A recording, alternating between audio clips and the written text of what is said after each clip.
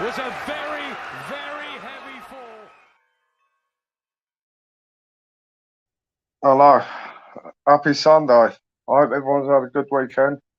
I've just seen Fighting Irish was live, so the numbers are probably going to be a bit low. How is everyone? Salford Trump, Paul Bree, how are you? How's everyone's weekend been? It's gone quick, hasn't it? I went fishing with my son last night. Oh, hello, Chunk Nuggets. Yeah, I went fishing with my son. Had one bite at the end, but 3 hours we was there. It was nice though, you know. No alcohol, just relaxing. Oh, yeah, how are you? Sharing is caring. So, evening, Mark Ryan. How are you, buddy? Are you good? So, obviously, this title of this Dean versus Decker. I know a lot of people are fed up with talking about this, but we haven't really spoke about it on here properly with the confirmed ring and everything else. So, I haven't really done a live about that. Obviously, both they confirmed Friday. Do you know what? I nearly didn't even ask. We got to the end of that interview and I was like, no one's asked if it's in a ring or outside. And it just come in my head at the end to ask about the ring. Otherwise, I would have, someone would have ended up having to ask, wouldn't they? So it is in a 12-foot by 12-foot ring. Now, evening, Tyrion Lannister. How are you? 12-foot by 12-foot. So as it stands, everything you've seen, everything. The Joyces have confirmed it's been moved to Sunday because the fair play man. Everybody knows who the fair play man is because of problems he's got at the moment. Big up to you as well, Chunk.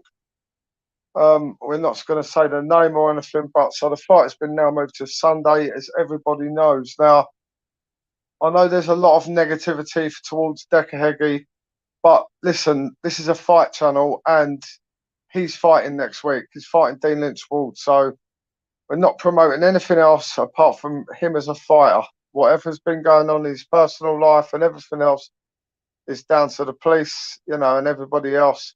This is not what we sort out here. We are here to talk about the fight and the fight only. Nobody in this, myself included, promote anything, any offences towards anyone. But we know this fight is 100% on next week. People are still saying it's not. But you saw him yesterday, 6 o'clock in the morning. I was up and I see he liked a post I've got on Instagram. So I messaged him. I went, do me a video to confirm that you're 100% happy with the 12-foot by 12-foot. Then he rang me, but I started recording it. I started recording the WhatsApp call, yeah, but I wasn't 100% convinced it was going to come out, and it didn't, luckily. So I went over to the thing, but he was genuinely out, jogging that time in the morning. So, he's up for it, isn't he? He's definitely up for it. And I know full well Deccs Heggie's well up for it, where everybody knows that. Like, one of the things that people have a lot of stress fight week. Fighters deal with it differently. Now, I know from a few ones that sometimes Deccs mentally doesn't deal with it very well in the build up to a fight, yeah. But come fight time, and to be fair, if it goes ahead, right, you've got to give both of them respect, really. You've got to give Dean the respect for doing what he said, and you've got to give fucking Deccs a bit of respect for going to that traveller site, And this is obviously, if it does happen, hopefully nothing's going to stop this now. I mean, people say, yeah, that Dean's going to back out. Mate, what's he going to do on Friday? Is he going to ring Dougie up? Who's going to listen? If he rang Dougie up and went, Doug's, don't think I can do it, Dougie would say, well, I'm fucking coming, you're going. It's not a choice. And Dean isn't like that. Dean wants that fight, and Deccs definitely wants it as well. It's a massive fight. And we all hope it's happening now. All jokes aside, the videos have got on people's nerves, yeah. It's been going on a long time now, but potentially we are a week away. And personally, I don't know about everyone else, I'm looking forward to it. Hopefully it happens and then everyone can move on after. But this crazy world of YouTube, I think Dean's already got other people calling him out. I'm sorry, the comments are going quite quick. I'm going to read them back soon.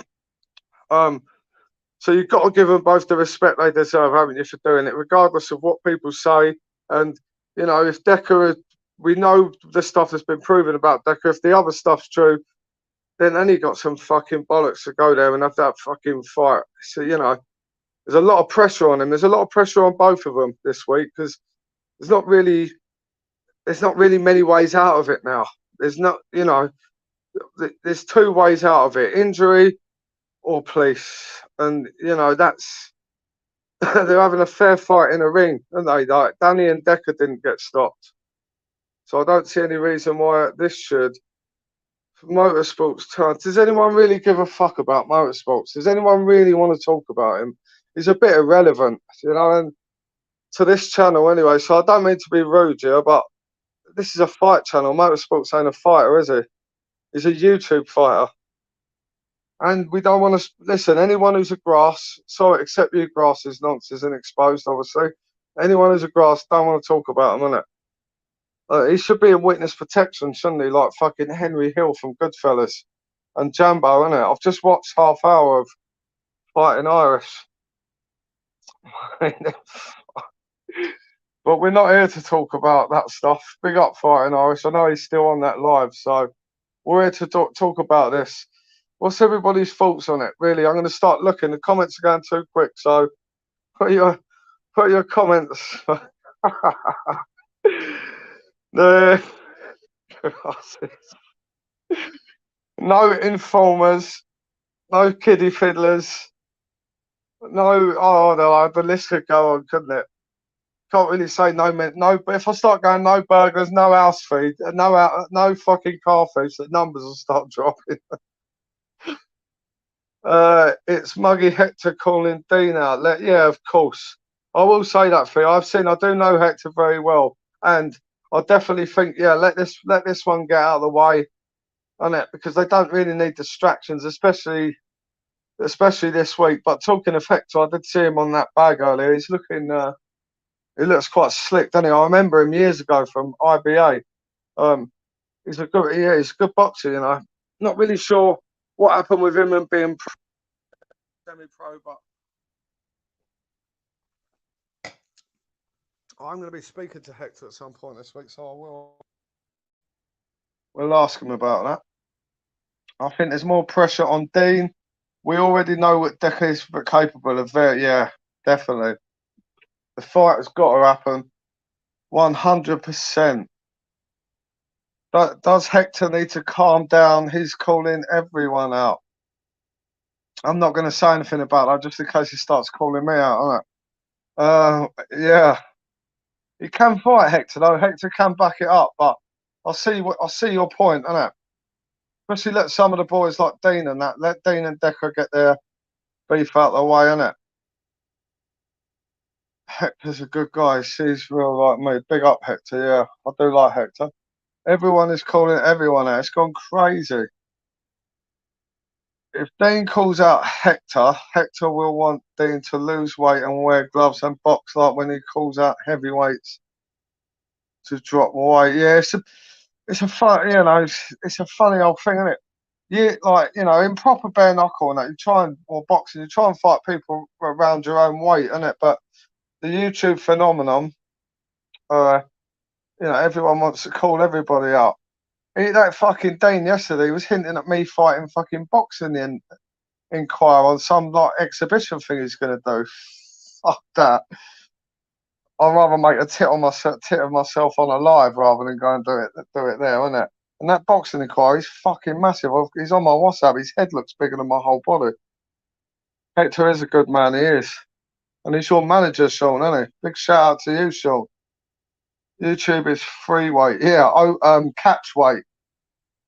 Catch weight. So remember like the UFC at the beginning? Fucking I remember seeing like a ginormous fat geezer in there with this little bloke, and I was like, what the fuck? This is crazy. But they couldn't really match them back in the day, could they? It was a bit like anyone who turned up would be matched. Like when Brett was getting on the bandwagon and calling out Decker. Yeah. It's a bit uncomfortable. There's an unwritten rule, really. Let them get on with it, you know. Let them get on with the fight they're going to. But you know, these kids are all game, isn't it? It's all YouTube. It's a different world. It's a different world to like, you know, years ago when I was promoting. It was all done. You know what I mean? Everything was fucking Facebook. It weren't really YouTube. People couldn't really. Then big up the Fuse. Evening, Gerard. How are you, mate? One of my Insta friends, Gerard. Big up to the Fuse. Ronnie Pickering. Yeah, you couldn't really do it. Like, people just tagged each other on Facebook and it was pictures and that. But now anyone can upload. You can just anyone can upload to YouTube, can't they? Like everyone, literally from your phone now. It's quite easy to upload. So it's changed social media, isn't it? It's kind of took over from Facebook, I think.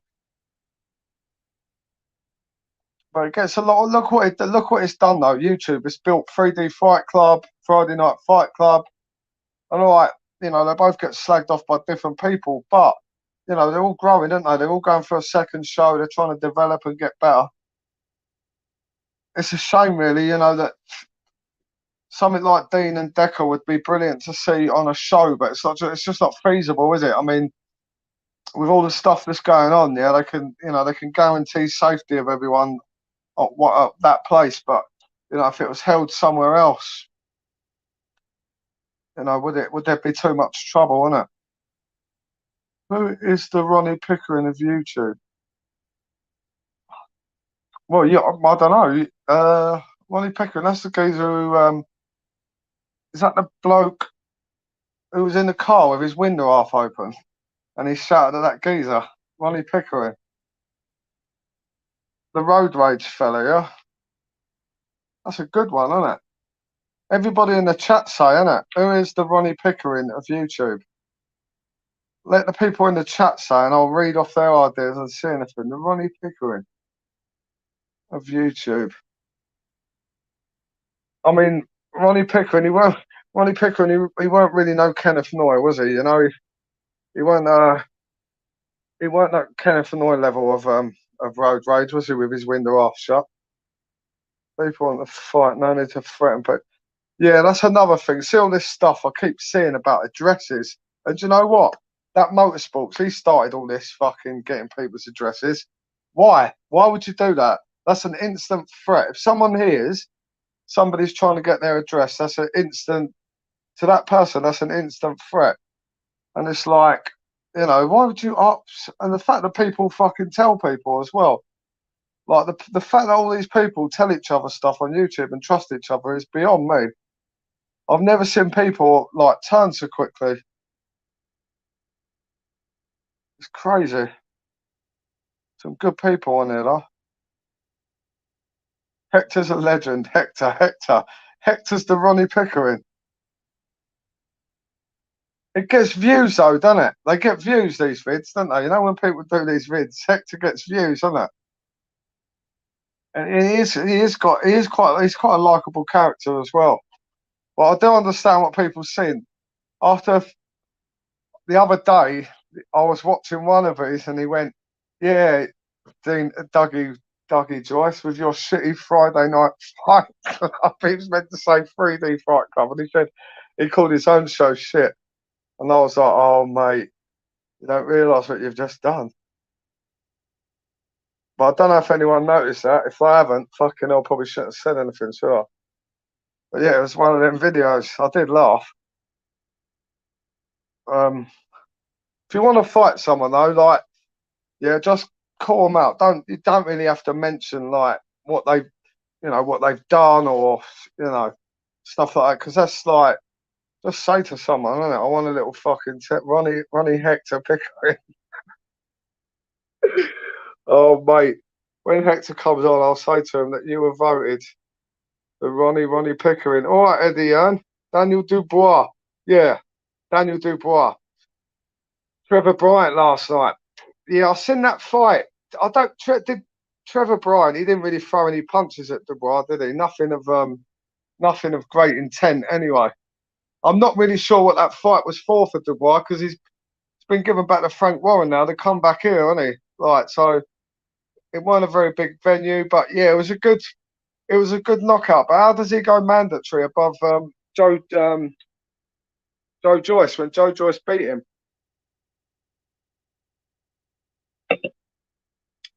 Dean just said Hector makes £100 What's that? £100 a call out vid? No way, mate. No way. That ain't true.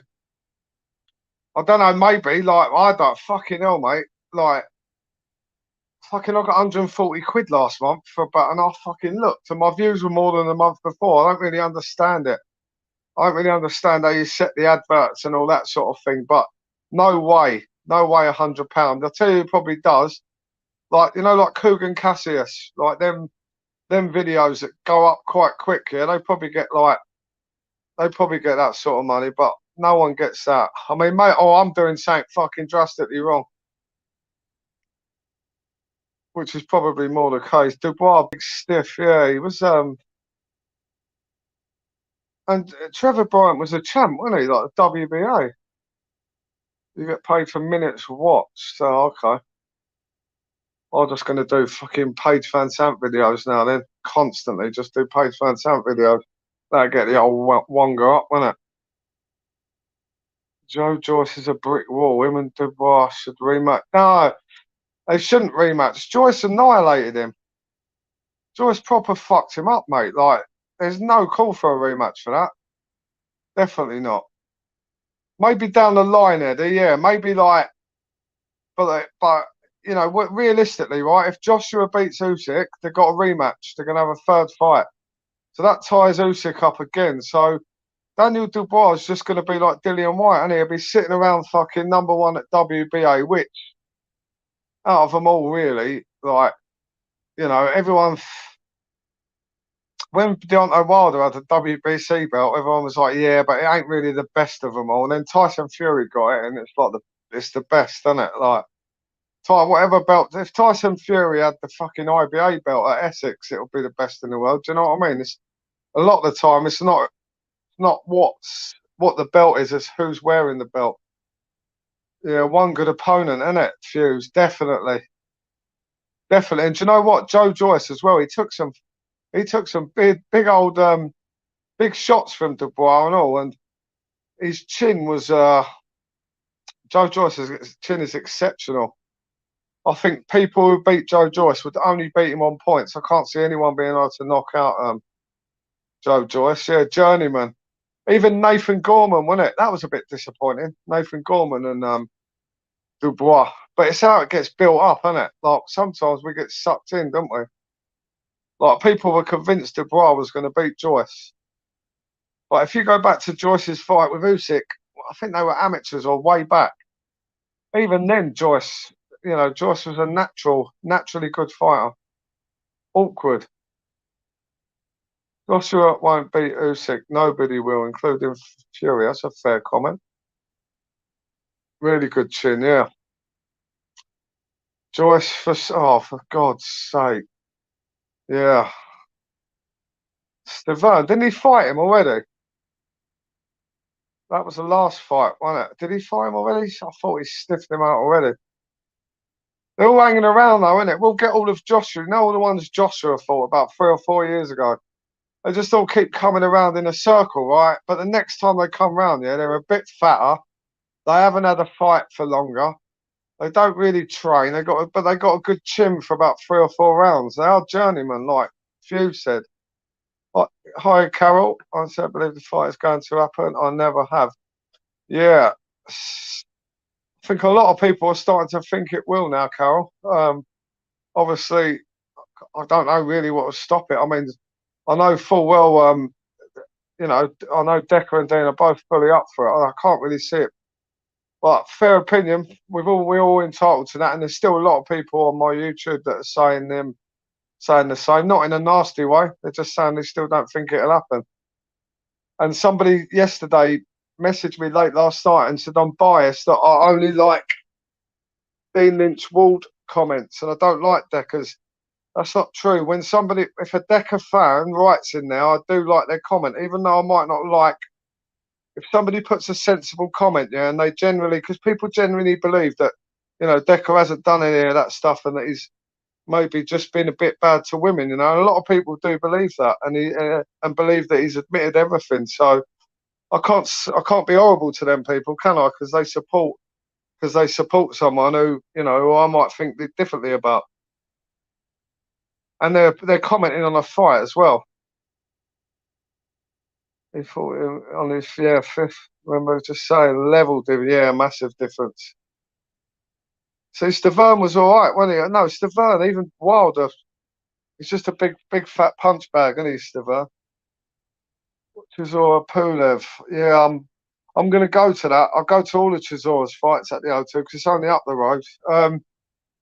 It's not quite as exciting, but you know, I went to Price because Parker pulled out, didn't he, that first time? So we bought the tickets to see Parker, and he pulled out, and Price stepped in, and you know, I knew it wasn't going to be. I knew it was going to be a quick night, but you go for the atmosphere, innit? So yeah, Pulev. I don't know. People are saying they both should retire, but you know, you've got to look back at Chisora's last 3 fights, and it don't look like a man who's ready to retire, does it? Not at all. Bell, big shout out for BKFC as well. Anyone, the Fuse, did you have? I have had problems with my BKFC app, right? It's saying I need to update it. Go into the App Store. There's no update. I've deleted it, uploaded it again. It wouldn't work. So I've had to go on Insta and find out. But big shout out to Quinton Hero Henry for his win last night. He's been on a little while ago. He's called out Lorenzo now. The what's he? The light heavyweight champ. Cruiserweight. But yeah, that'll be a good fight. That will. Huey Fury versus Hunter. Yeah. Huey Fury is like he's Simon Sky, I believe, isn't he? And so is Savannah Marshall. But I don't know what he never seems to get fights, does he? He seems to hear that he's going to fight and then he don't. He's still quite young, but he seems to be wasting a lot of his career by doing nothing. But see, a lot of these fighters now, like Conor Benn, Chris Eubank Jr., they're not world champions yet, you know, but you know they're already millionaires, aren't they? Because of their names. And you know, everyone knows that Conor Benn and Chris Eubank Jr. are going to eventually, you know, that fight's going to happen. 100%. Eubank Jr. won't do it yet, I think. It'll be a while, but that fight will definitely happen. So now's the worst heavyweight division in history. Is that because Wilder and Fury are gone? Or is Wilder coming back? So I heard that Wilder's coming back. I don't know if that's true or not. Yeah, that would be a good fight. Yeah, that's going to be a good one as well. Savannah Marshall, I can't wait for that. What do people think of that one, Savannah Marshall and Clarissa Shields? I reckon that might be a little bit of a step too far for Savannah Marshall, you know. I think Clarissa Shields would win that one. But I could be wrong. Will that be pay-per-view as well? Oh, that's another thing, sorry. I'll wait for your answers to that. I spoke to Dean today about this pay-per-view for the Deccs fight. He's going to let me know in like a couple of days what's going on with the pay-per-view. As far as I know, Deccs Heggie's doing it from his channel, but I don't know that for sure. But because somebody said on Facebook as well that Deccs Heggie showed his full acro. I don't know if that's true either. I don't go on Facebook. I haven't got Facebook. I'm going, no, I didn't. Any good?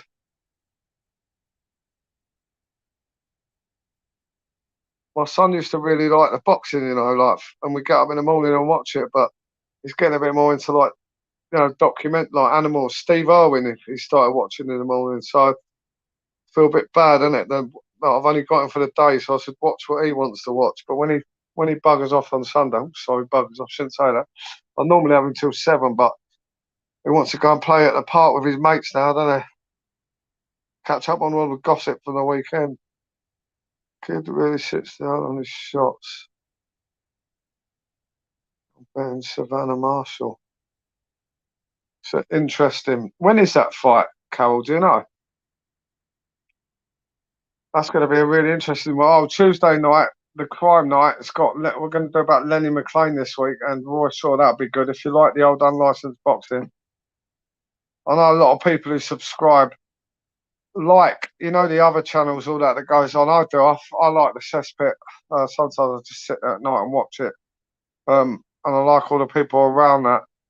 But I know other people as well, like myself. They like the bare knuckle, the boxing, UFC. I won't say wrestling. Get a load of people unsubscribe on it. But I always try and watch the Rumble, innit? But where people are, everyone's obviously going to watch this fight next Sunday, innit? There is obviously a ring now, 12 foot by 12 foot ring, which is going to like, you know, a lot of people said the same, like, you know, about Danny Christie. A lot of people said that, you know, before that, I'd seen Danny Christie's unlicensed fights. They suddenly, I don't know what happened to him, but there was a few on YouTube. But as his fight nearly got Decca happened, they disappeared. But I'd already seen him on YouTube. I knew he could box, but most people just thought he was a bit of a nutter, didn't they? And that he couldn't fight, and he turned up and fought. And you know, Decca, I've said it before, he's fought. Decca fights well against big opponents. He done well against Steve Cyril. That Steve Cyril was massive. Unfortunately he took his own life. He was a really nice fella though, massive. You know, and Decca did well against that, like the Bulldog, big fella. Like Danny was sort of smaller, wasn't he, and a little bit more awkward. And if anyone saw Dean released a bit of there's only a little bit of sparring footage yesterday, but you notice at the I believe they've all known it's going to be in a ring for longer than we've been let on. I don't think any of them would have said anything unless the other night I'd quickly mentioned it at the end. But you seen Dean sparring, and he had his the fella up on the ropes, and he was gripping round his neck, wasn't he, and just pulling on a little bit. So that tells me a little bit. I think that Dean's going to try and move away from it first, play him, and Decca's obviously got the weight advantage, but I think Dean's going to try and maybe what they call a little bit of dirty boxing, you know, clinging on a little bit, like grabbing onto Decca and using all Dean's body weight to pull him and just tire him out, just keep tiring him out. It's a risky style though. It's a risky style with Decca, dirty boxing like that, because it suits him, doesn't it? So I believe the one that him and Danny fought in was 12 foot by 12 foot. And obviously we have seen footage released of Deccs Heggie training somewhere, I believe in Scotland. He was in a ring as well, wasn't he? So I don't think Decca is going to beat Dean as easy as everyone thinks. Decca is going to. Nobody puts baby in the corner. Nobody. Decca wins all day long. Looks well better than Dean, so he loses that fight also. Woo! Somebody don't like Dean. Hope Dean wins by picking him apart till he quits. I doubt it though. Yeah, it's a big ask, isn't it? It's a massive ask. You know, most people won't be surprised if Decca wins, but a lot of people will be surprised if Dean wins. But his heart's in it, and he wants it, doesn't he? Danny Christie did not win. The people get swayed because of blood. No, fact notification. It wasn't nothing to do with the blood, I don't think. I think why people swayed to Danny winning was because, I mean, I could go through a list of it. One, him and Paul went there. There was, you know, Decca had quite a few other people there. They didn't know what they were going into. You know, two, it was all on their terms, wasn't it? You know? And three, no one thought the geezer was going to even fucking last a minute. And he went down on his knees. So people ain't swayed by blood. They're swayed by emotion and heart. And I think most people's hearts went with Danny Christie for that fight, my friend. So the blood means nothing. I think people's hearts and souls were with Danny, and also Decca as well. Let's not forget how many subscribers and that he got after that fight. So, you know, people follow their hearts with Danny Christie. Definitely.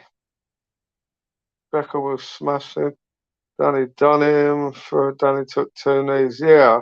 I see what you're saying, bud. But what I'm saying is, the reason most people say Danny won is not because of that. It's because the emotional side, you know, and the build up to it.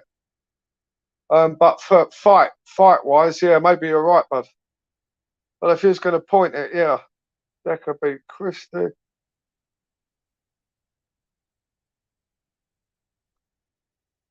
Most people thought that Danny Christie was fucking crackers, didn't they? Some of them videos he did. They were loopy loo, weren't it? But look at him now. Look where he is in his life now, isn't it? Decker didn't want him. Well, to be fair, no, he didn't. But he didn't want any more. But you know, it was a draw, wasn't it? Let's be honest. I mean, we can all have our opinion on who won, who didn't win. But at the end of the day, the fight was a draw. They both shook hands at the end and walked away. Will you still call Dean your cousin if you don't show up, Dan? No.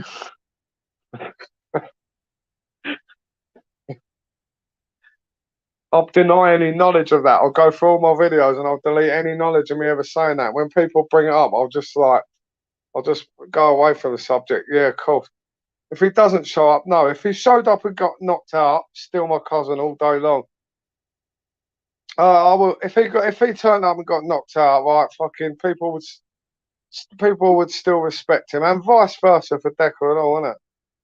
Had a ring made out of scaffolding, but 12 foot by 12 foot. Wow. Yeah, that'd be fucking sick. That would. That's a fucking good idea, you know, Tony Beasley. That ain't a bad idea at all, you know. Like that is fucking brilliant, you know, for like a cheap ring. And you know the plumbers, they use that stuff that goes around the fucking pipe, the lagging. We could get some of that and sellotape it all round, mate. Mate, you've given me an idea, Tony Beasley. Thank you. I know loads of scaffolders around there. I'll be setting up a little ring in my garden next. You Dean's cousin, Dan. Only on YouTube, bud, not in the real world. Decker was out of breath. Yeah, but himself, he admitted he was well out of shape, wasn't he? Danny did well, but didn't win if you watch it back and score it. Yeah. Yeah, he took some fucking big shots and all, didn't he? And so did Decker. Clean on the chin. Can't believe you admit he's your family. I know. You won't be saying that next week, innit? When I'm fucking holding his arm up and Decker's knocked out on the floor. Guy, I'm fucking fighting Talk UK. Dean Lynch Ward's cousin. Well, if he gets knocked out, I'll fucking pick Decker up. I'll be going, no, I would never say that. I'll avoid that one. But yeah, like,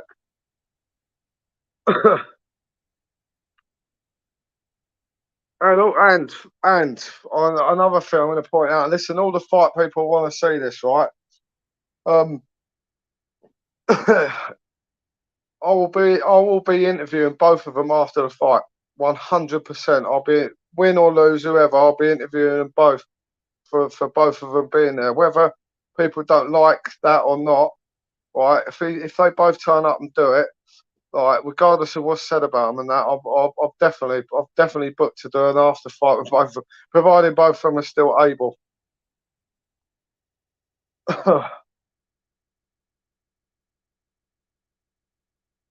It's gonna be a crazy weekend next week, isn't it? Is it pay-per-view? Andrew Young.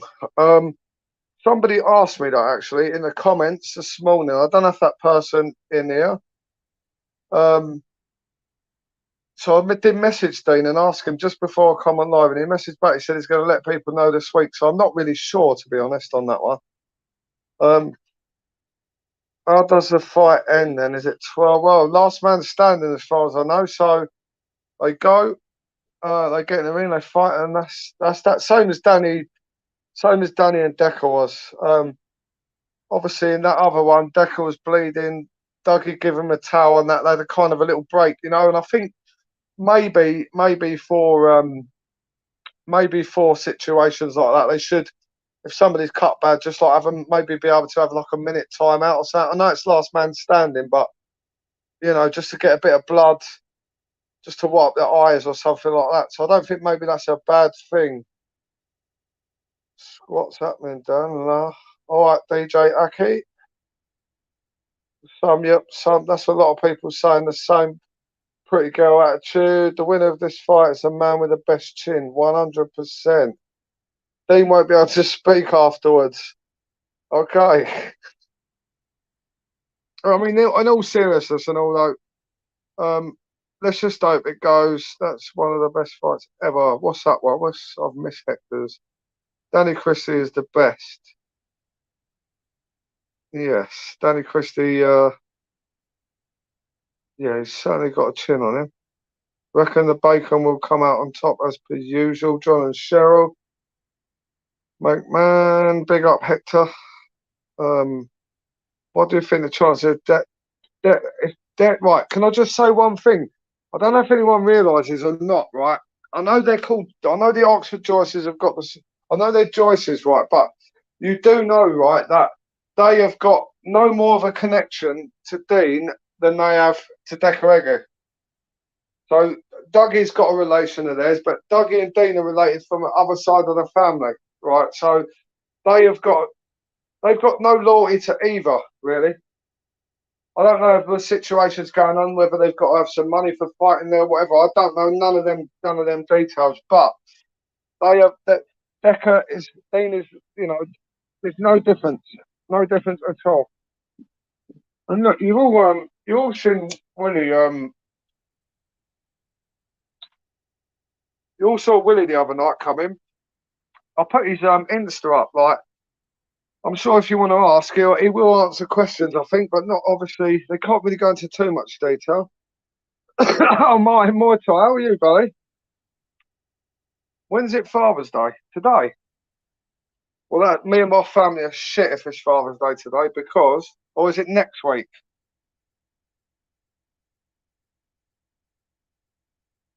Decker will beat Dean. Well, the comments are moving.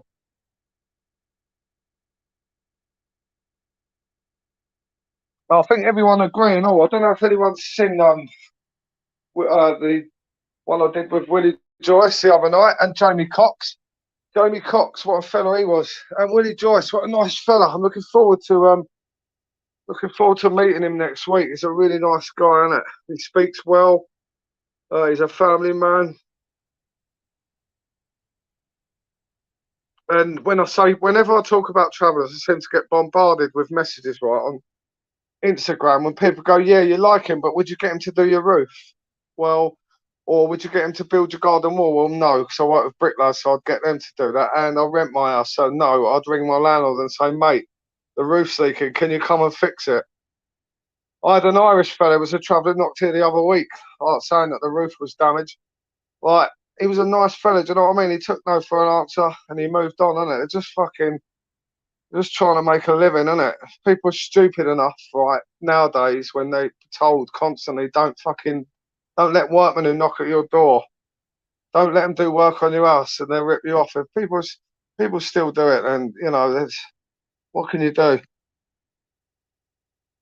And a lot of travellers where I drink, they've got legitimate good businesses. They work on sites and everything, and it's not quite like it. It's not quite like how it used to be, is it?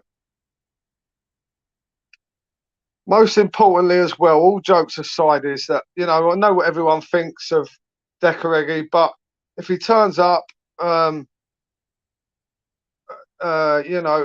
has the right to get off that site safely. He has the right to leave the site, go to wherever he's going to go and continue his life, whatever that may be, whether that be the podcast, which I don't know. But, everyone can start doing what they're doing again, can't they? As far as I know, he's not even on YouTube. Someone said to me, because I'm not subscribed to him, but I see some posts, but apparently he can still post on the community page or something like that. But look, I mean, let's boil it down. It's going to be a really, really hard fight for Dean. The size difference, the experience Decker has. But, again, I was up early this morning. I had my son and I'll try and get up before him, like do a little bit of housework because he's so messy. And Dean, again, he was up. He must have been up running this morning and that. And I know people yesterday, I was early in the morning, he was out running. So he's just, when they go out, with these fighters, when they go out running and have their music on and that's the time when they're thinking about their fight. That when someone's out running, they're kind of taking it seriously, Like, because believe it or not, the amount of unlicensed fighters I used to have, and they never used to go running. They thought running was a bit of a joke. They thought hitting a bag a few times and they could have a fight in a pub. But reality is, like, you know, you've got to have the fitness, and Dina's got to be double everything. Dina's got to be double Decker's fitness to get in, move him out, tire him out. If Decker's fitter than Dean, he's fucked. You know, and Decker's like the hand speed, isn't it? Decker's not a fast puncher. His jab's got a lot faster, as you've seen in that Christie fight. His jab was a lot better in that fight. So Decker is starting to use the jab a lot more as well, which, you know, for a smaller person, you know, that fucking jab of his, like, you know, let's be honest. You know, when people say, "Oh, heavyweights, he ain't a puncher," you know, anyone gets punched in the face by someone of that size, bare knuckle, regardless how hard you are, it's going to fucking hurt. Some of us, it would just knock us clean out, wouldn't it? But some of us, you know, were built to fight, isn't it? Like Martin Muay Thai. He's coming over to England, I reckon. Here, Martin, I seen Paul Venice on a live earlier. He was talking about possibly doing arm wrestling. That's quite interesting. I reckon, like, we should, like, sort out a big arm wrestling tournament. You know, can you imagine fucking it would go like fucking people getting pissed up, calling out on people out on YouTube, innit? I'll fucking fight you at a catchweight arm wrestling at the Fighting Talk UK Arm Wrestling British Championship. I interviewed that Michael Todd, he was the world champion for years and that, and it was quite interesting. Like, it ain't really took off over here, like the arm wrestling. Or that slapping. Has anyone seen that slapping they do? Fucking hell. You're up for any challenge. Alright. I think Decker got that mong mentally and keep taking weasel. He's got that mong mentality. Do you know, I don't want to be, I know what you mean, yeah. It's working on a site for years. I kind of know what you mean. And there's a geezer there, yeah, like, I know what you mean by that. And they're quite scary, innit? Because they don't really feel pain for about a week. You know, they're a bit slow. The old mind don't work as quick, so the pain don't come as quick, innit? So you clonk them and don't really do anything. And it's a bit like, what do I do now? That must be one of the fucking worst things. You know, when you're fighting and you're punching someone with everything you've got you and you're hitting them and they're still coming towards you. Like, see, boxers have to learn as they go, don't they? Because imagine the first fight, you get to the top level, right, and you're hitting someone with everything and they're coming towards you. And you've been fighting journeymen who are fucking going down with even your half punches. And all of a sudden, you're fucking hitting someone with all you've got and it ain't really doing anything. And that's when your mind has to change, isn't it? That's where the adaptation is. Can Decker adapt fighting? Like, can he not? No, but he can fight, can't he? Like Danny Christie was an unlicensed boxer, amateur boxer, so you know they learn to adapt their styles, don't they? Decker's been more sort of unlicensed. I don't know about Dean's amateur record. I know people have been messaging me about it, and look, I did an interview with him. The first one I did with him, I did ask him about that, and I don't really know, innit? But like, I don't work for the amateur boxing board, so I can't really investigate. And to be honest, it is what it is, isn't it? I mean, if people tell a porcupine, then it is what it is. People soon suss out, don't they? When you get videos. Oh, thank you, Charlotte. Thank you very much. Yeah, it's weird at the beginning of the week. Got better. It's been nice this weekend though. All right, when I have my son, it brings normality. Do you know what I mean? And I normally go out on a Friday night. I didn't bother this week. Do you know, like when you're feeling a bit shit, that's the time you shouldn't probably drink, you know, and go out, because if you're going out in a shit fucking mood, yeah, and you have a few beers, it's only going to make your mood worse. And that's normally when I find if I go out, fucking someone will irritate you, and the next thing you know, fucking you're in the back of a police car, innit? And you're like, what the fuck are you putting me in the back of here for? And you know full well because you've been a tit. Because you was in a bad mood and you shouldn't have been out drinking, because it just enhances it. Thank you, Charlotte, to you anyway. Thanks for that. Bicycle kick. Obviously, everyone, like barbecue next week. Like, I don't know what time the fight is. I'll try and confirm that for everyone this week. I mean, there hasn't been any confirmation yet. So if anyone hears anything, it's not actually, probably not actually confirmed. So I'll let you know what time you got to put the barbecues on, innit? I know it's a bit muggy me saying this, innit? But I'm going, but I think I'd rather be at a barbecue with loads of people watching it on a big fucking television. Only joking. That's really selfish to say that. Loads of people would want to go to that, innit? He isn't a convicted sex offender. Who? We've just chatted about a lot of people. Taking it you're talking about Decca. No, as far as I know, he's only got that. I don't know.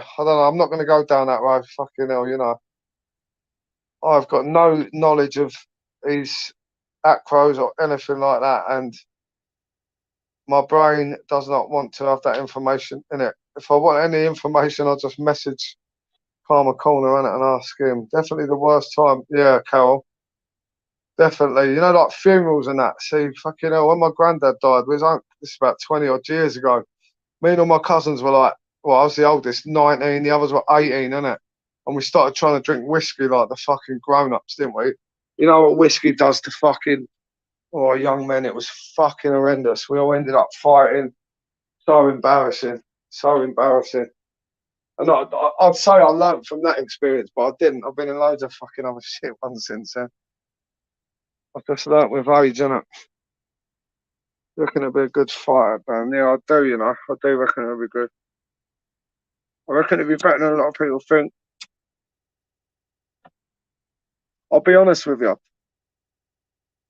I said, yeah, fighter talk. Cool, Paul. Yeah, the general consensus is from my pals, there's loads of them in here, J Mac, Paul Chessier, Carol, and the ones, I'll big up, PD. How are you doing, bud? The general consensus I get with the messages, yeah, I'd say 90% of people message me, think Decca. Fight, but probably, I don't know, 60-70% want Dean. You know what I mean? It's a funny one. It's a funny old one. I've got to say fair play to, because there are a lot of Decca supporters who message me, and they're quite normal, you know, and they put their point across, and I say to them, you don't really have to. Do you know what I mean? You don't have to justify liking someone. No one has to justify liking someone to anyone, do they? So, like PD, for example, where is he? PD. I see some people don't like him, but I do. But I don't give a fuck what other people say about him. Like if I like him, it don't really bother me, innit? If somebody sent me a message about him and slagging him off, I'll be like, if it was on Instagram, I'll be like, yeah, here's his Instagram. Just message him and tell him, innit? What are you telling me for? Super fit, yeah. See, I was just saying that earlier, PD. So I didn't mean to skip anyone's messages there. But he's got to be double Decker's fitness, double his speed, you know, and power on it. Decker eats big shots. You can take them. Been alright, you know, tonight in having this chat because it's full of people who like, you know, and not judging, innit? We all just want to see the fight in here. Like, none of us care anymore about fucking, obviously, the acros and all that. That's other channels' businesses, isn't it? But this is, everyone in here wants to see it now. It's been going on for like, well, it started before 3D Fight Club, which was in March, wasn't it? So, I mean, this has been going for a good 4 months, something like that. Well, 4 months. I remember when he announced the date, they said 16 weeks away. So it's been going on quite a while. Yeah, he's got to stay on him, break him down. Yeah, use that. I noticed Dean's put a bit of weight on, or kept a bit of weight on. And like I said yesterday in that video, in that sparring video he released, he was pushing the fella into the ropes and he was hanging on to him. Now, that, depending on Decker's fitness, that is a good tactic. But if Decker's as light as he's saying he is and as fit as he says he is, that could be, that could be a fucking dangerous tactic, getting in too close to him. Because that's how him and Tony Gowan fought. That first one, they were tight in on each other, just throwing the shots, innit? But Decker's had 15 or so fights since then, so he's got a lot of experience. Yeah, I think general consensus, isn't it? They're both two whoppers. Dean's smashing him, really packing the hooks and the uppercuts. Yeah, fuck acros, man. Yeah, so everyone's a bit sick of it, isn't it?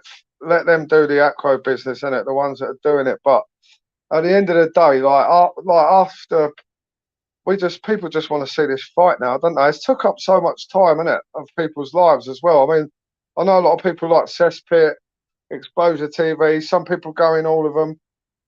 Some people come in here as well. But we've all been not butchered, but we've all seen so many videos. We've all seen so much. It's took so much of our time. Me as well. All right, Ash McGriffin. Simple tactics. Let him come. Needs to be fit enough, so step on him down. Big up, Danny Christie. There you go. We've got Decker's last opponent in the house saying pretty much the same thing. Needs to be fit. Key to the fitness. Massive key to it. And, from what I've seen of Dean, I don't know if he's been running all the time, but I certainly know for the last couple of weeks he has. How long does it take to build up cardio? For someone like myself, if I'm not fit, if I start running, it's going to take ages for me. But for someone like Danny Christie, Paul Venice, who have been naturally trained for fights on and off and trained throughout their lives, their cardio will get a lot better, a lot quicker than those who smoke as well. I don't know if Dean smokes or Decker smokes. I don't think either of them do. But yeah, I think most people are agreeing this 6 weeks. So 6 weeks. What would you generally want to build up to? Danny, Hector, Martin Muay Thai, any other fighters in here? What are you generally building up to? How many days a week running and how many miles a day when you're at your peak and you're at your fittest? If you're still in there, Danny and Martin and Hector and any other fighters, if there's any other fighters in the chat, you should be fit running with the hod all day. Yeah, you'd think that. You would think that work fitness is different to fight fitness. Pod carrier fitness is pub fight fitness, isn't it? Let's be honest. Scaffolders are hod carriers over the years. The amount I've seen coming on Mondays, like with black eyes and, so, yeah, we get to a fight fitness, pub fight fitness. Hod carrier and scaffolding gets you to pub fight fitness. But proper fight fitness, you've got to put the work in. You see, like old Danny Christie every morning, 5 o'clock in the morning. He's in that gym, isn't he? Like 5 o'clock in the morning. 3 times 3 miles, 20 yards round of pads. And Danny, fucking hell, mate, you beat the crap out of that kid the other morning. You left him on the floor and turned around. I was like, fucking hell. Big build up though, mate. You've your fight's been put back a month, is it, Danny? This is getting my favourite channels, Boom. Thank you, Boomerang. Motorsport has already been wired up by old Bill. Yeah, like really, I do appreciate that comment. But it's just, we're just trying to talk about fighting and that, isn't it? Like,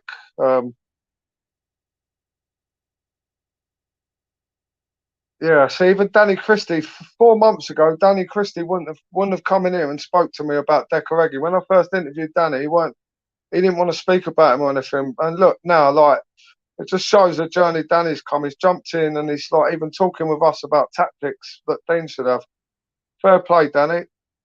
And thank you for all your videos you post and stuff.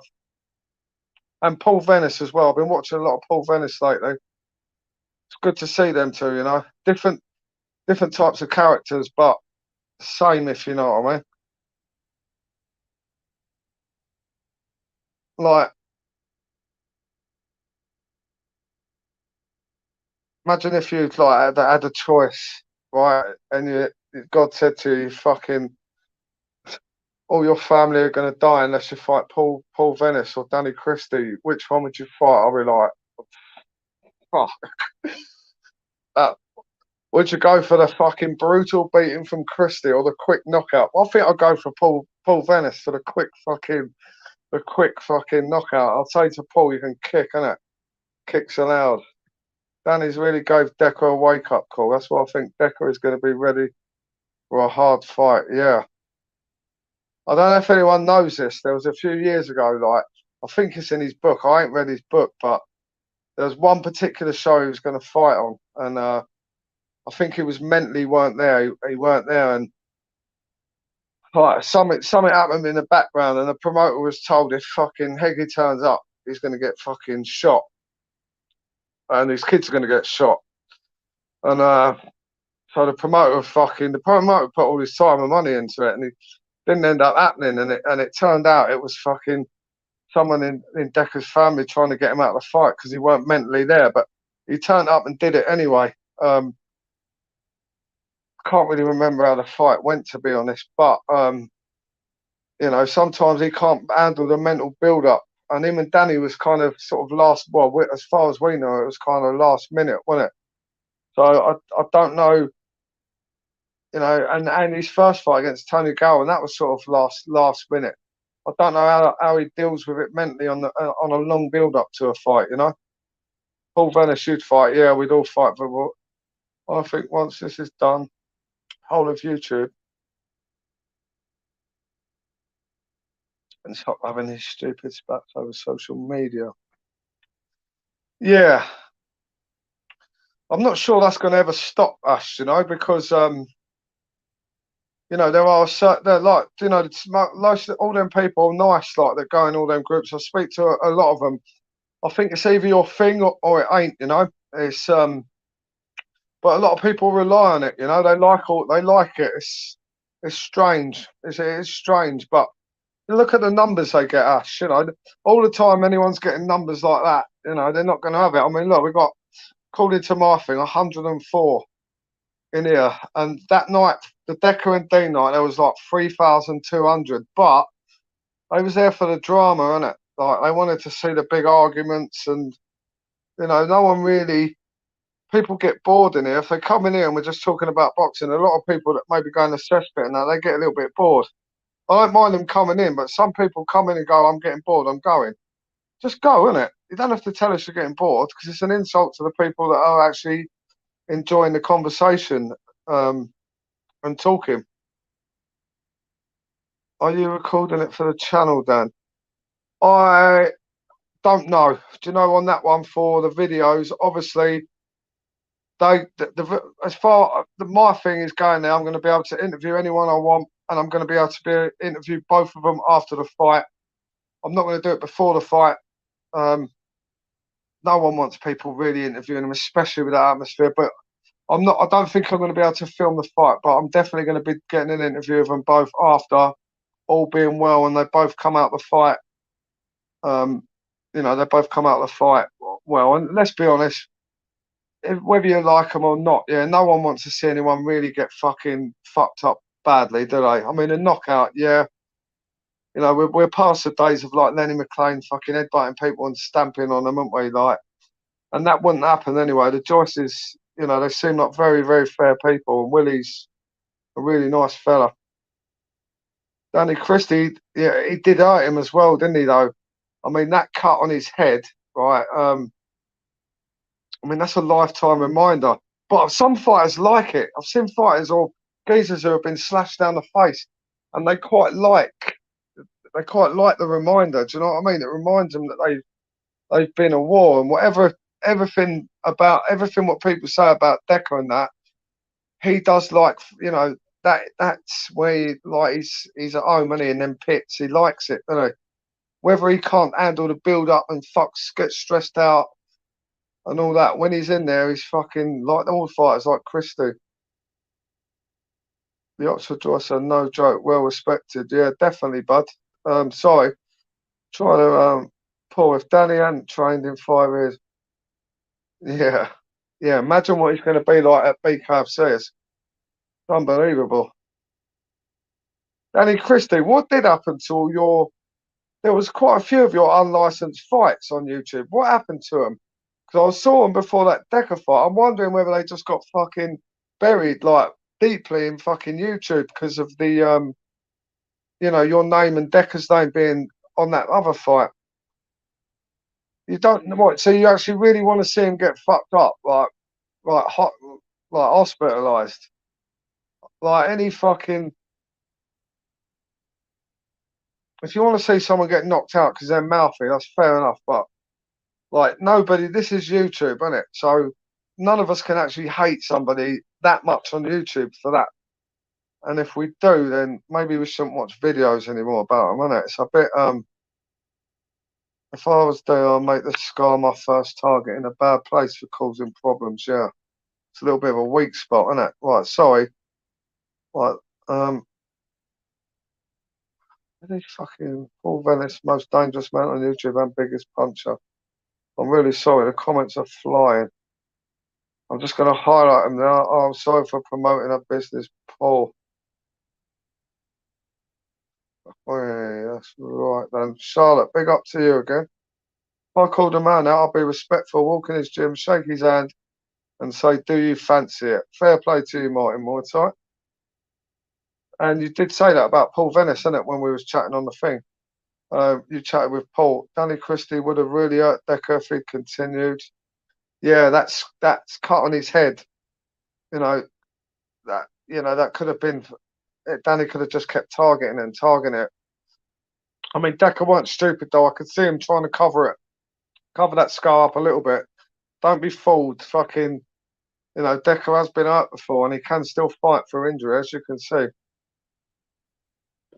From a rogue. UK Don, what are you doing? I ain't seen you for ages. If Dean can open that cut on his forehead up early, then he gets. Paul, if Danny hadn't trained in 5 hours, fucking alright. Venice is small and stiff. Wait, he looks massive to me, Paul Venice. I think Dean will surprise people. Hector charged but released with a sex. Oh, come on. That's what concerns me. Who's making cash out of this? Sad. How much cash did Danny Christie make out of it? That's all I'm going to say on that. When people talk about money, how much money did Danny Christie make? Looks sore. Oh, Danny, obviously you don't have to say that. I obviously know the answer to that, Danny. It's just kind of proving a point. Motorsports is the Ronnie Pickering of YouTube.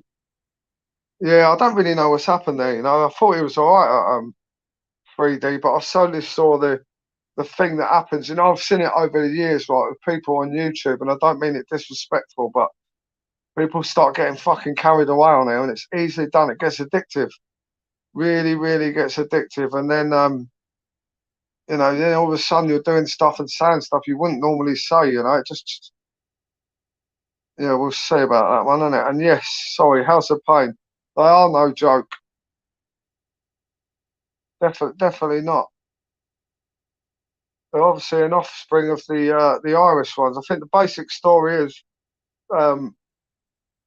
Willie's grandfather or great grandfather come here in the 50s or 60s looking for work. They went to Manchester, stayed there for a bit, then went down to Oxford.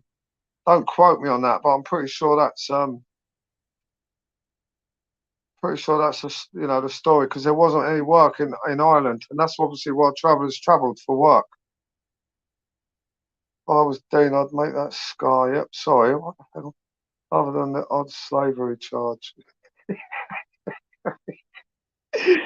Yeah, I know, but I'm not going to make any fucking jokes about that. But look, I see one the other day, right? He had a Romanian, right? All right, the hook ladder was a fucking bit dodgy, but the Romanian, he had a rope around his ankle that was going up the side of the ladder. He was fine. All right, the ladder was wooden.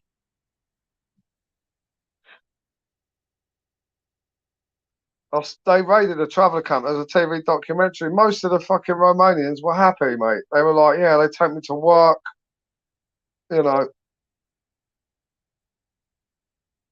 Let's not judge people by who they have living under their caravans, all right?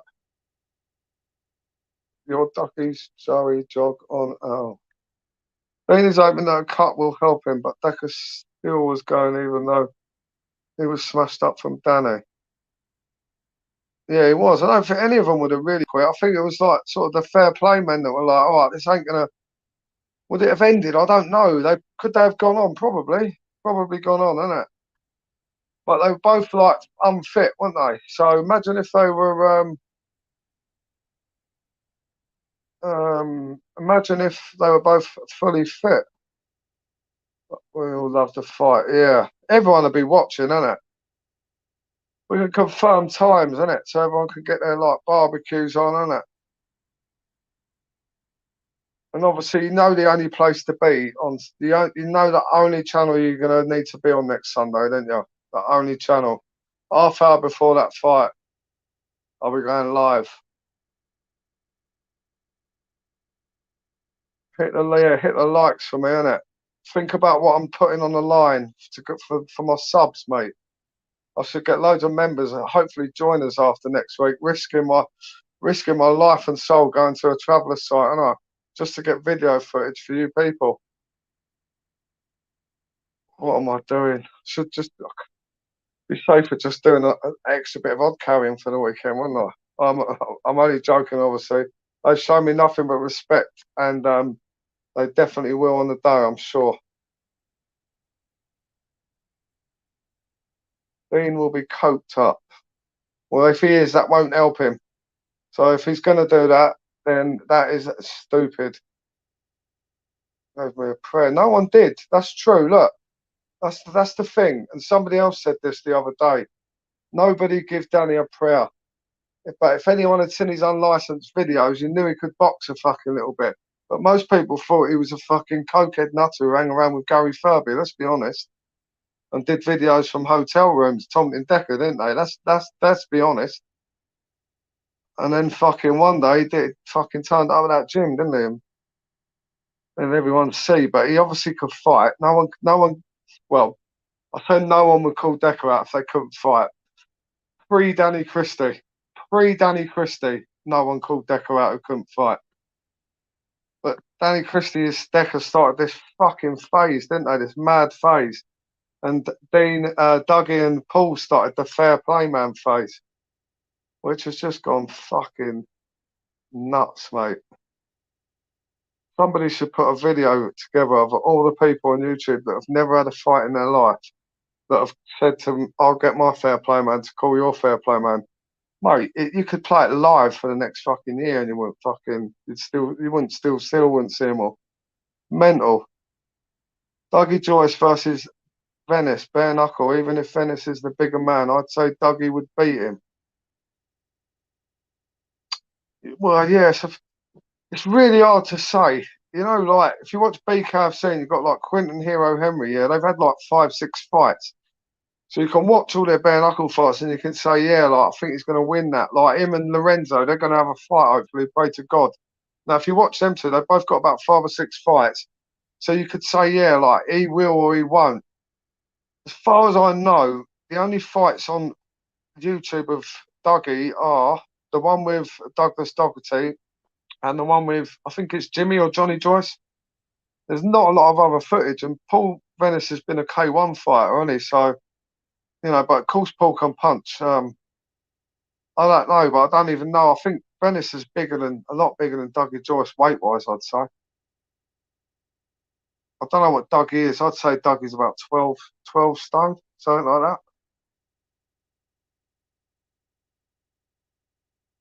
Young Joe and Davey and mate Ireland, yeah.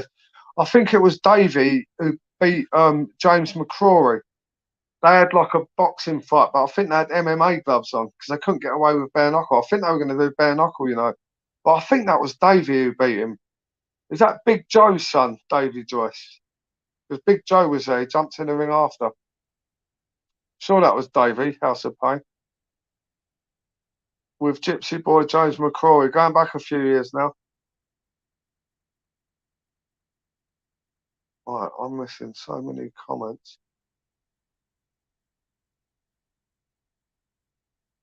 Still, Danny is 10 times better fighter than Dean.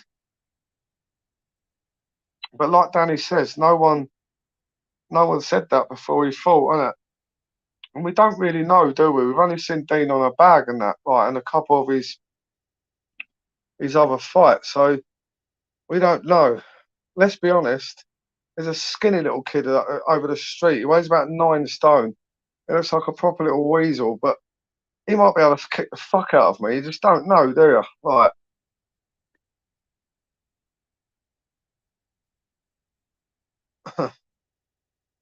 How many people are going to Wembley to watch Danny Christie fight?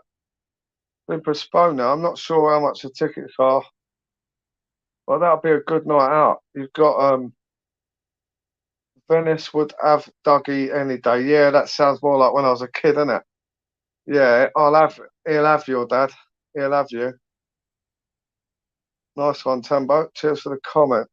That is a bad comment. It's a massive mismatch, definitely. Definitely. So people saying Dean wins mean you think he'd beat Danny. That's not true though, technically. Right, because if Dean knocks out Decker, that doesn't mean that Dean could beat Danny. It just doesn't mean that. Like, that's just a complete misconception.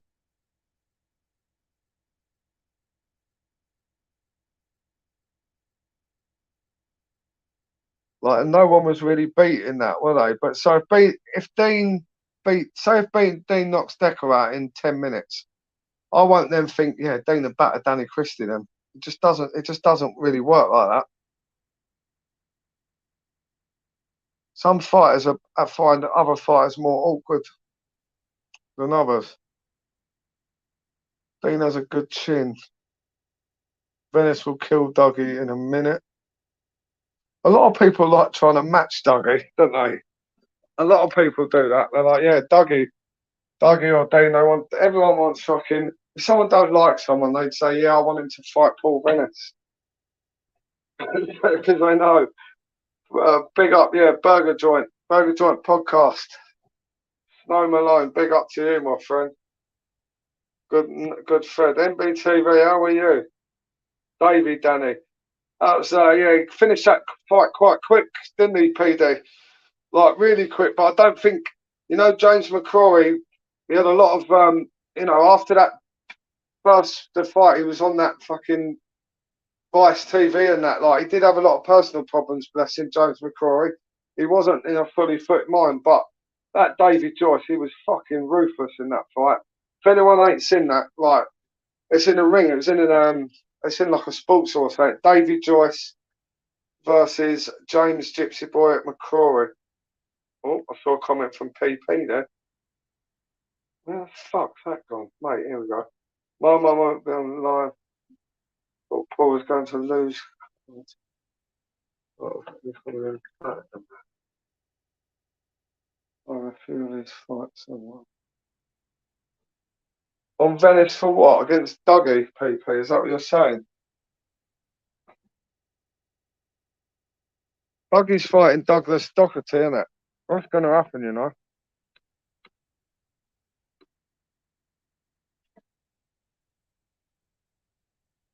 I'm hoping, do you know what? I've got to be honest, I'm hoping that when I turn up next week, right, the Joyces are going to utilise that ring being there and have a few more fights.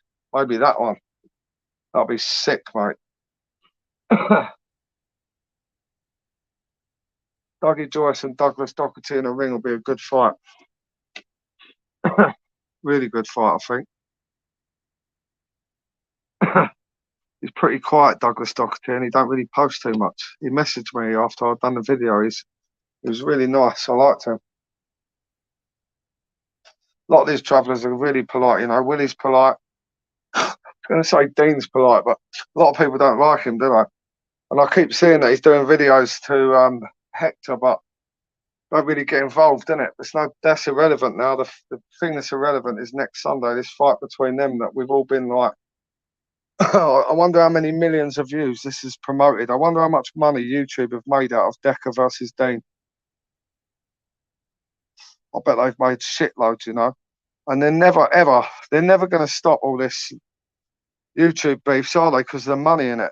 Somebody's getting rich. YouTube get somebody told me whatever the YouTuber gets, YouTube get as well. But they're robbing bastards, mate. You see your views, they take views away, they take money away. You see them taking it. Like, they fuck you over on everything. but they still get their fucking money. It ain't a great platform for like, do you know what I mean? For positive stuff anymore, really.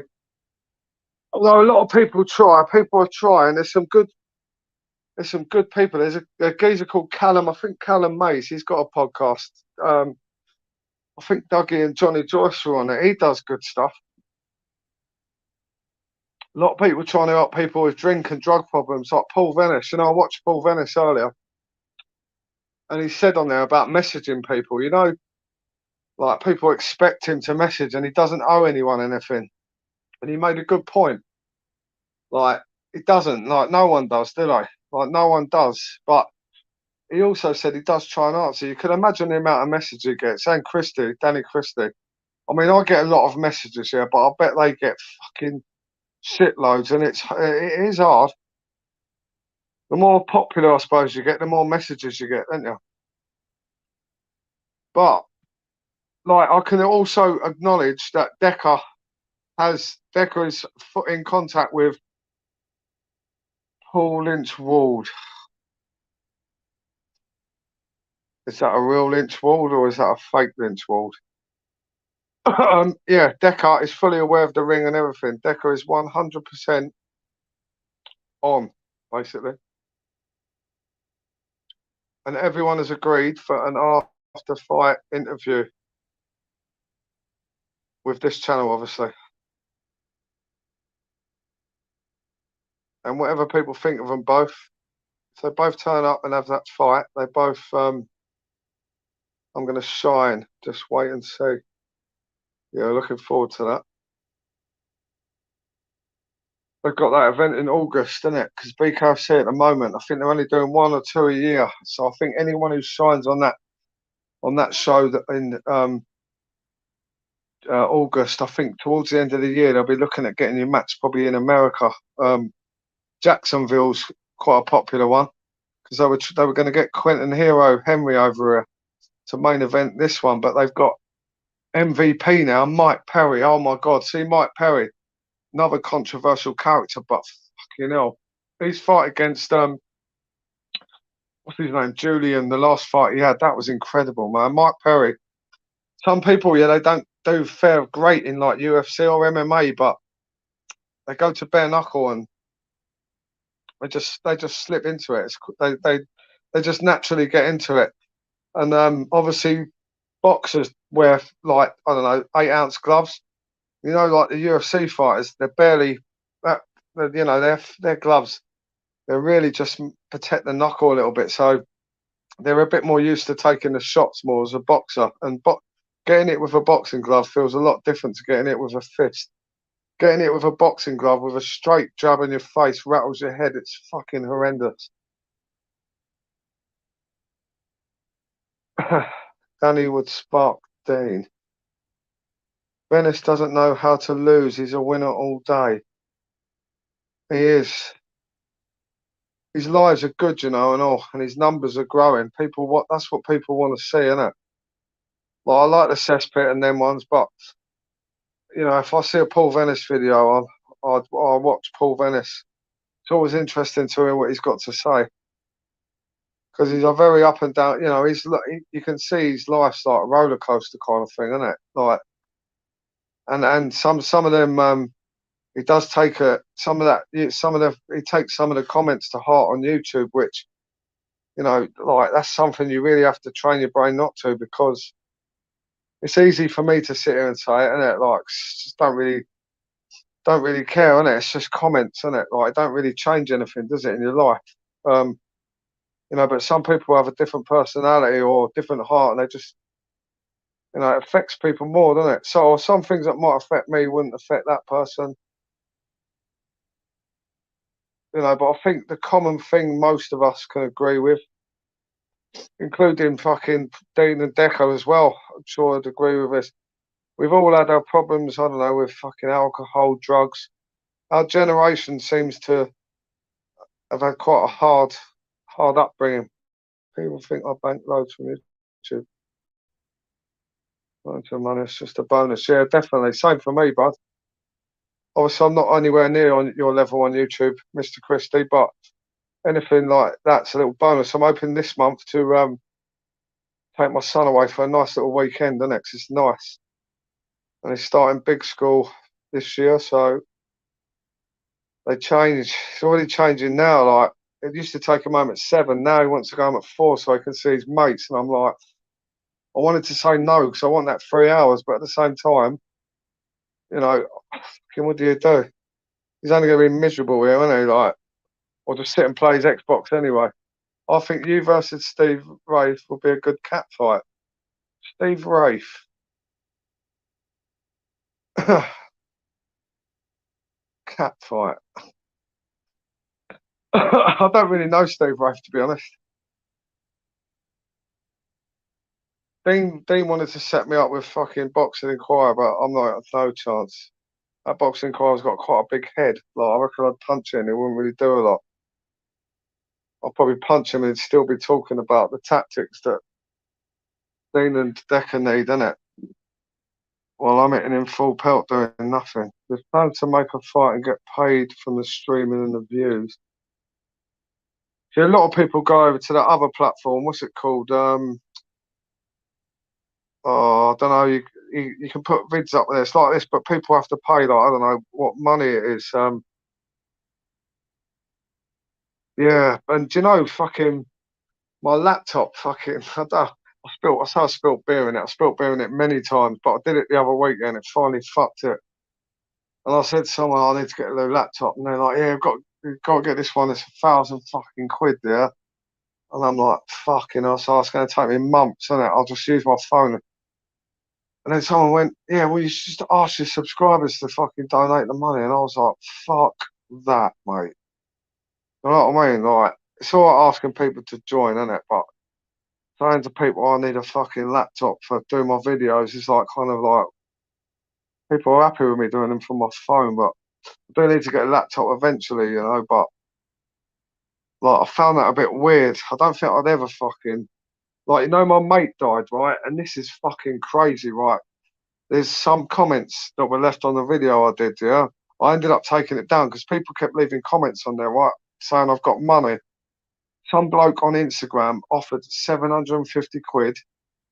Another bloke on YouTube offered 250 quid. And I had about 5 or 6 different offers of like 100, 200, saying like, we'll give it to the family and that. And you know, it was really nice, yeah, but I didn't really feel I wouldn't really feel comfortable. Do you know what I mean? Like, you know, because everything gets fucking.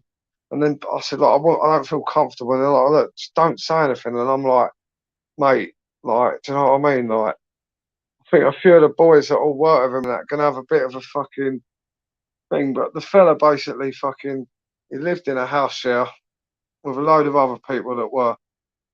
Basically, his daughter died. She was disabled and she died. And after that, he just fucking got pissed up every night. It went on for about 10 years. Like, so he didn't kill himself. Like, he didn't hang himself here, but he slowly killed himself. He never cared about life after that. Still went to work.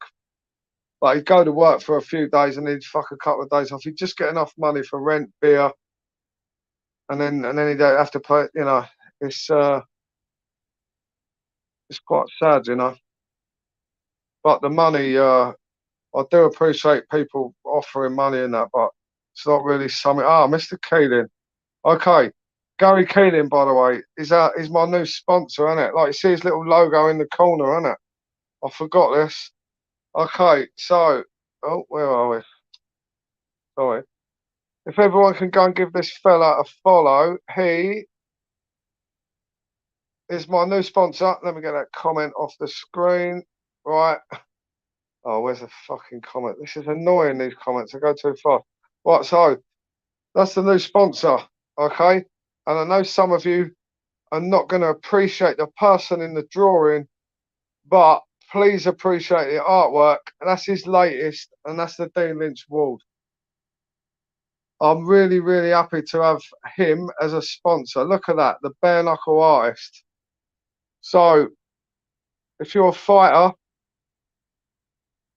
what a great present that'll make for one of your family, isn't it, for Christmas? I know he's done Dougie, as well. Jimmy Sweeney, I believe, has had one done. And what's that guy? The other one, the one in this photo. He's absolute animal, bare knuckle fighter.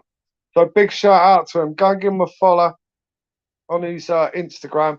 He might be on Facebook and that as well. So you will see his logo at the start of all the videos, next weekend's videos. What a perfect person to have for sponsoring, isn't it? The bare knuckle artist sponsoring the second best bare knuckle channel. Best bare knuckle channel is the Fuse by far. I'll drift off in other things, don't I? So the Fuse has got the best bare knuckle channel. This is the second best. And we're sponsored by the best bare knuckle artist in the United Kingdom. So tap him up on Instagram, innit? Make him busy. You know, it takes a lot of work for what he does. And he's got family as well. So big up to him. Fair play for doing your bit for the disabled. What does that mean?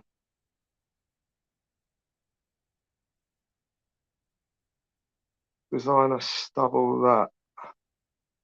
I honestly don't rate Dougie as a scrapper. Loads of gym make it easy work. I don't know who Mencho is. Well, I do know Mencho from the comments, but I've never seen him on a thing. That's Sean George, yeah. What a fighter he was. He still is. And there was, I don't know if it was him. There was one the other day I saw. He had a real bad illness. I was watching it yesterday. I don't think it might have been Sean George. And he come back from like some serious illness to become a champion. On YouTube, there's no unless he runs. Big up the artist. I bet Dougie will look like the fan on his picture.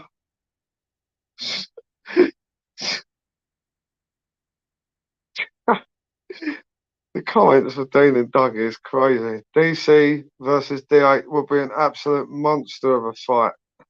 DC is signed to BKFC.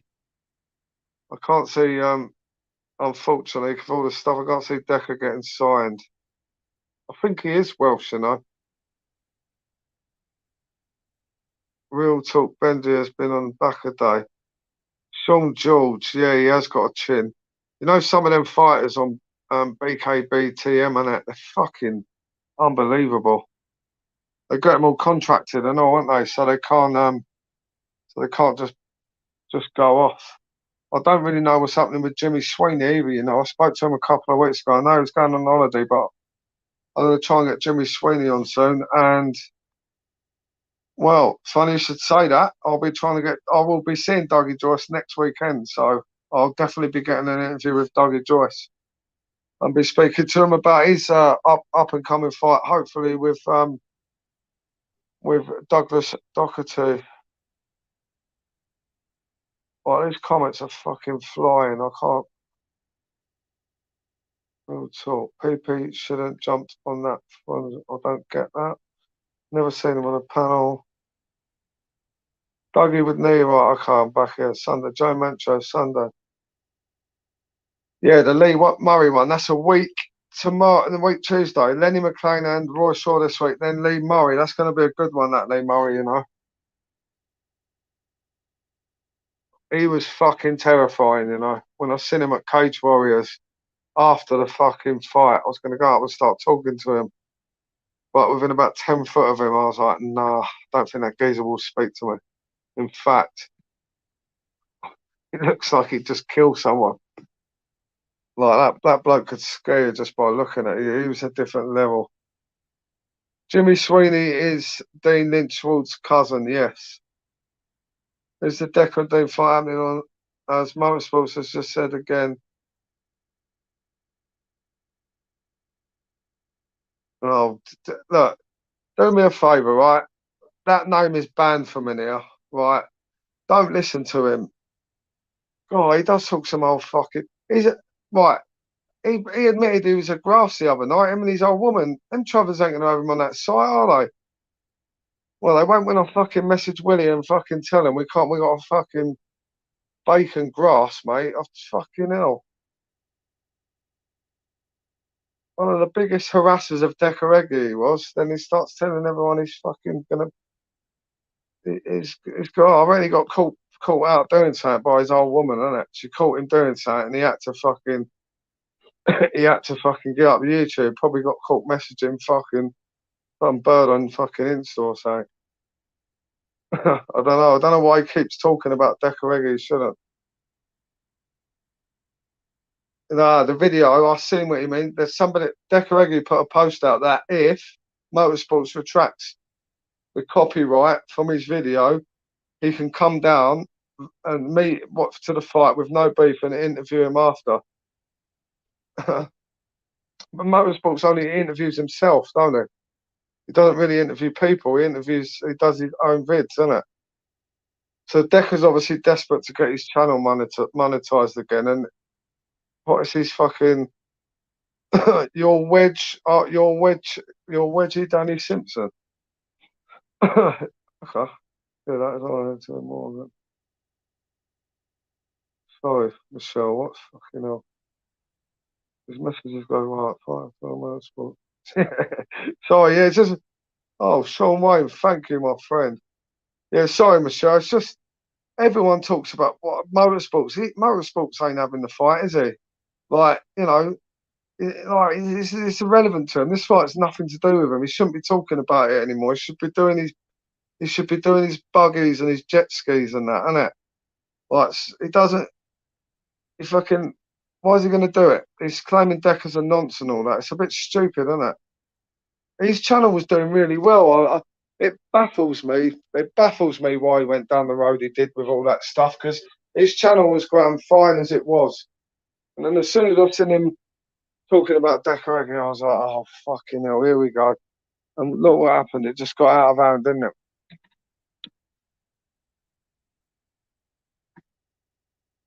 And he did. He lost a lot of respect from real people for that. Not all the little twats on fucking that think he's a fucking, he's a genius and all that. Like proper people like PP, and other people who just know how it is. And I was a bit disappointed in him more than anything that he went down that route. But it's his choice, isn't it? My fish, it's been, mate, yeah. Went fishing the other day, I had to fucking release it, mate, didn't I? Only problem is I went down the River Medway, it's just saying I put the goldfish in there. It's probably dead now, mate. I was going to live bait it, but, I decided not to. What's everyone up to, innit? It's got that shitty fucking going back to work feeling now. Isn't it? Everyone. Well, maybe not everyone. Some people do nights. I paid a peanut and outed. You monkey. I said, mate, thank you. Easy Tiger. Sean, you have to pay for me. Jamie Covey. Where's Jamie Covey? We speak on Instagram, Jamie, don't we? I'm sure we do, Jamie, on Instagram, don't we, bud? I want to go on a jet ski, but I'm not wearing socks. Yeah, that Fighting Irish video earlier was about fucking Jambo. I mean, like, come on, man. What's making all these people fucking relevant, eh? Cheers, Sean, bud. Hope you enjoy the rest of your weekend, bud. At least Jambo's had a fight, hasn't he? I mean, he's got a bit of fucking. At least he had a go. There's levels, yeah. There's levels to everything, isn't there? Fucking big up, like like the cesspit. People slag it off and it explodes the TV. Like, they get their numbers, don't they? They do what they do. They're good at their YouTube, what they do. Matty from the cesspit and Hector, they're getting it right sus now, isn't it? They've sus fucking how YouTube works and everything. They're doing well. And that's what you've got to do if you want to fucking succeed on YouTube. The quick route is the route fucking, the route of the arguing and all that stuff, isn't it? The slow route is just trying to stick with your principles and not get sucked in. And like most people, they're addictive. And I say it myself, I watch Cesspit, turn it off, go and watch that else and put it back on. Even Venice said earlier, Paul Venice, he was the same, innit? But then you start thinking, what the fuck? What did I used to watch before I started fucking seeing these lives and doing the lives? And it seems like fucking so long ago, doesn't it? The whole world's gone crazy since COVID, hasn't it?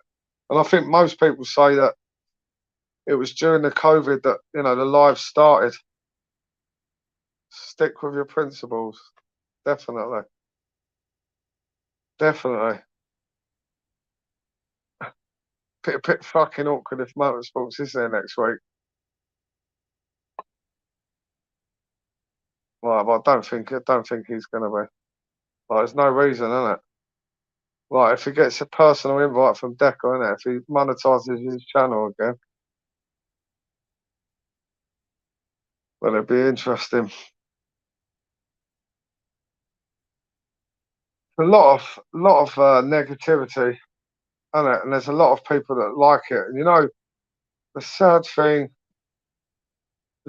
is there's a lot of people with severe mental health, right? And I see them go on these panels, and you can see they're drinking or fucking smoking weed.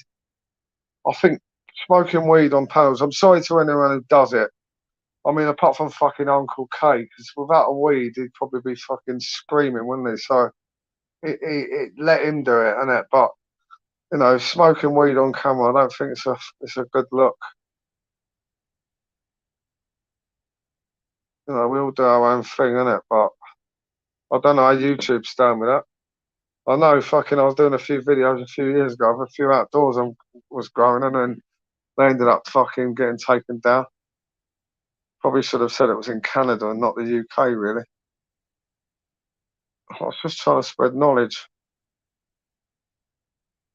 DP. What lives are on tonight? Is Cesspit on tonight? Oh, he's live now. I can see the numbers dropping in here. I've just put the telly on the Cesspit's live. I can't go head to head with them, can I? Does anyone want to stay in for a bit? We'll stay until 8 if you want. Big shout out to our sponsor again, the Bare Knuckle Artist. Fucking go and look at his Instagram, innit? And follow him. Have a look at some of his artwork. I don't know if he's typecasting himself by saying just a Bare Knuckle Artist, but me and him are working on some stuff, innit? Well, as he's my sponsor, I've got to give him some ideas, and he's giving me some ideas. He's quite a clever fella, you know, and very obviously gifted at art. Cesspit is full of enablers. Yeah, enablers. This is another new word, isn't it? Enablers. I see Zeus earlier from the Cesspit calling out Apollo. Is it all this is going to end up in a massive mess, all this, isn't it? Like, I'm not slagging any of them off, but this is all going to end up fucking really fucking bad, isn't it? The route everything's going down.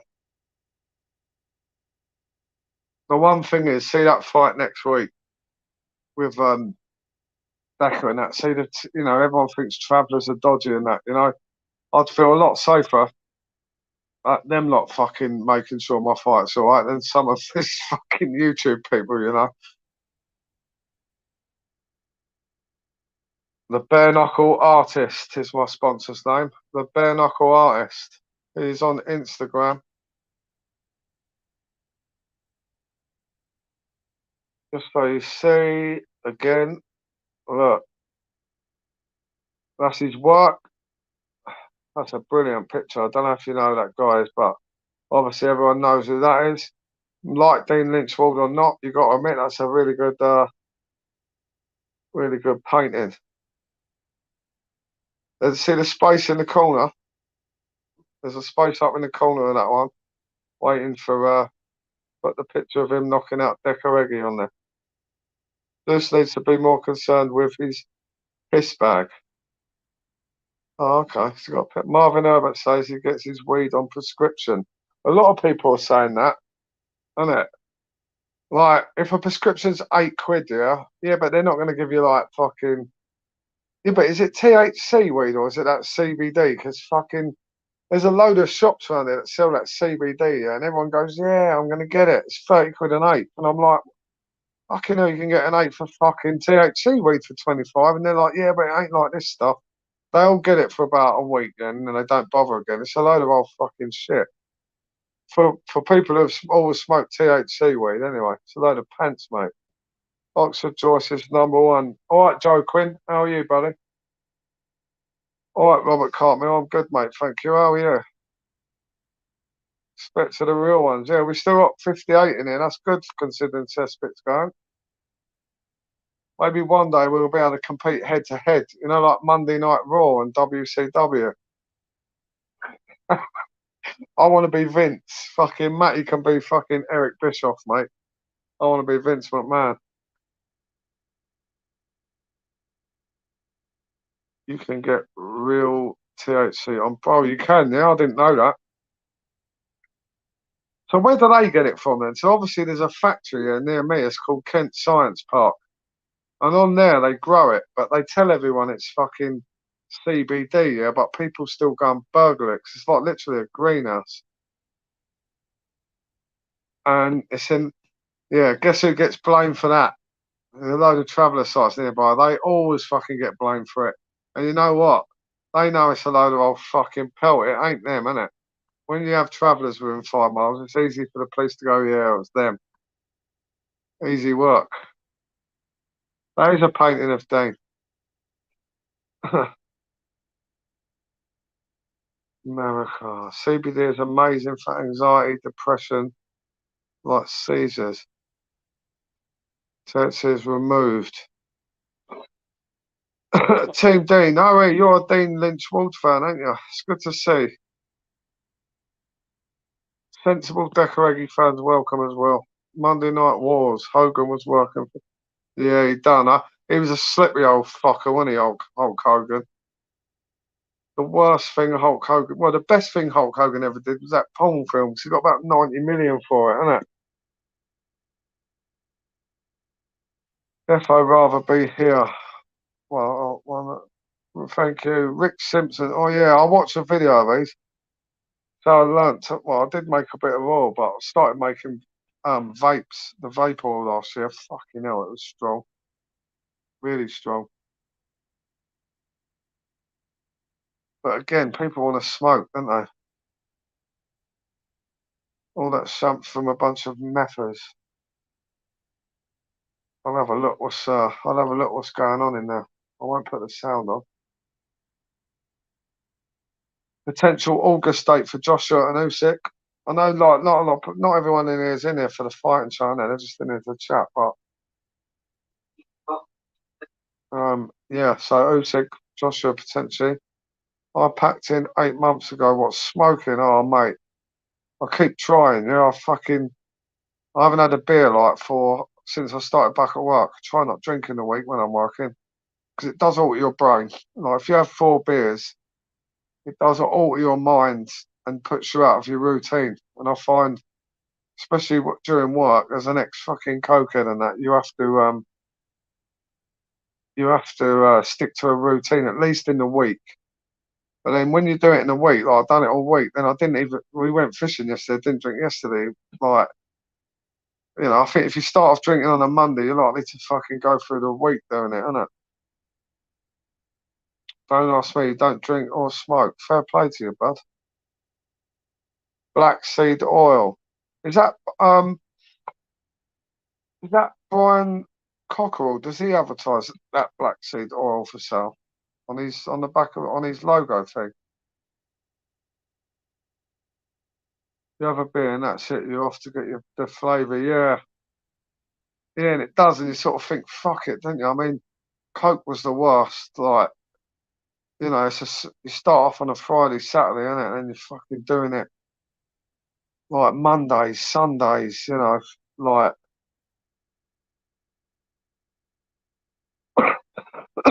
Oh wow, look, a lot of people have managed to give up. Yeah, I've never tried it. Is that just CBD oil though? Is that THC? Yeah, it's hard. Like these addicts that have to give up and they can't drink, smoke. Well, I don't know if smoking, I don't know if they can smoke fags, like, ex-alcoholics or heroin addicts. Don't know if cigarettes comes under. like what they have to they have to give up, but some of them have to give it up forever and ever, don't they? Everything. You think, fucking hell. It does. That does, yeah. And you know what? When I went fishing with my boy and dad last night, like, normally we go out to the pub, have a few drinks, play pool and that, get a bit merry, come home, watch a film. It was actually quite fucking nice, not drinking.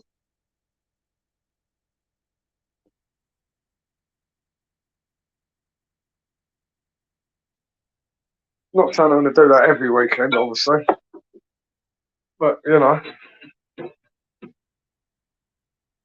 is everyone like back at work tomorrow, isn't it? I don't know what's going off in the cess, but there's no picture on there at the moment.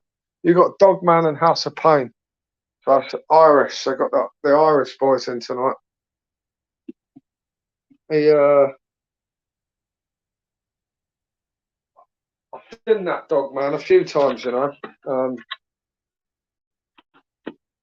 and he's commented a couple of times. He doesn't seem to like some of the people I interview. And then PD the other night, he appeared on screen and PD ridiculed him. PD's quite funny, isn't he? Like though, if he was at school, he'd be bullying you, wouldn't he? Fucking, he would be the one trying to stick your head down a fucking bog or something.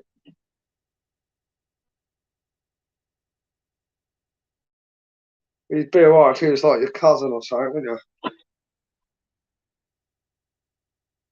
You're saving money on lungs. Yes, definitely. Like, it's quite fucking expensive, isn't it? Even tobacco. Even tobacco now is like, prices are going up, isn't it? Petrol the other day, fucking diesel. I don't know what it's like anywhere else. I don't know if any of you are in the south, but £1.89 the other day.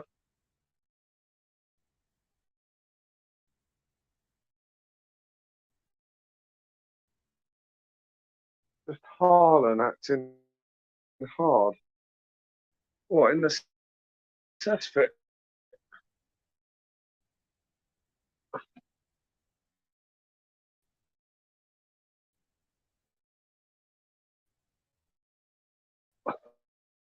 £1.89 a litre. It's a lot of money, man. So you've got a lot of like travelling. No one's going to be wanting to fucking like just like fucking live fucking further apart. Some of the others are an hour away, so you're never going to get it fucking. You're never going to get it right for everyone. It's a bit boring talking about work, isn't it? Like on a Sunday night,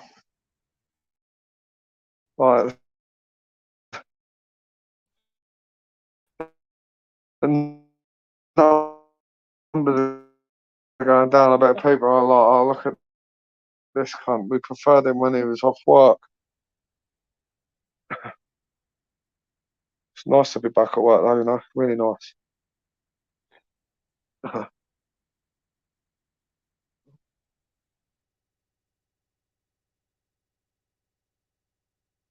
Good star sign. Right, can you still see? Right.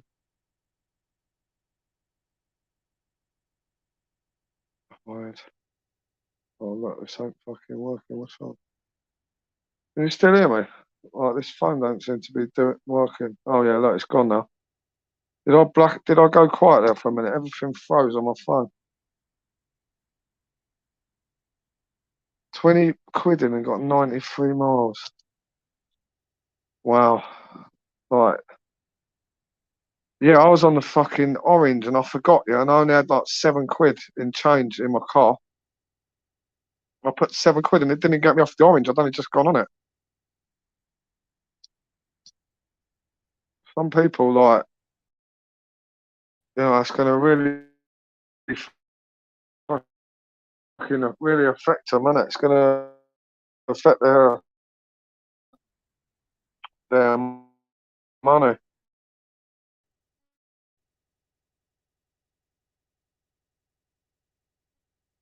Like, they ain't going to be able to afford it. £100 to fill a car up. You know, we're in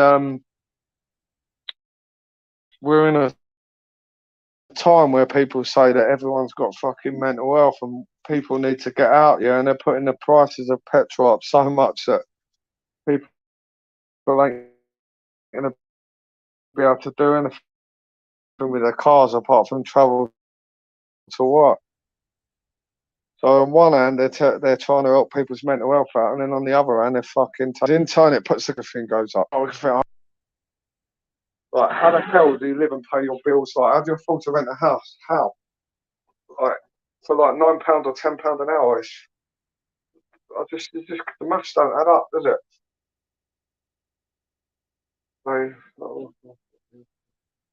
We want to quit smoking, don't is to start gym to burn energy so you sleep easier. Yeah, the gym. I always think about that. I've joined a few times, but it's not really my thing, isn't it? Like, some people go there just to look at women, innit? Even that'd be boring. Like, if you go to a gym to look at women, that's fucking weird.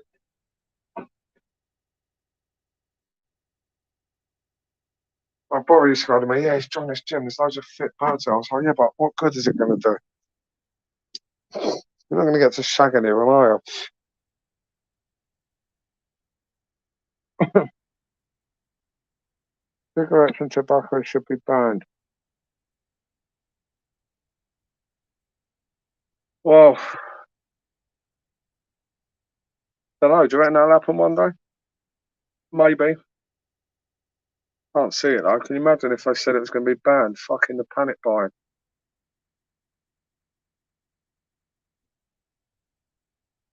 They banned tobacco and cigarettes. They just give themselves another massive problem. People would get them, wouldn't they? Prices would just go up. You'll be finding cigarettes packed in with fucking kilos of cocaine on ships. Or the Polish people have been making the fake ones.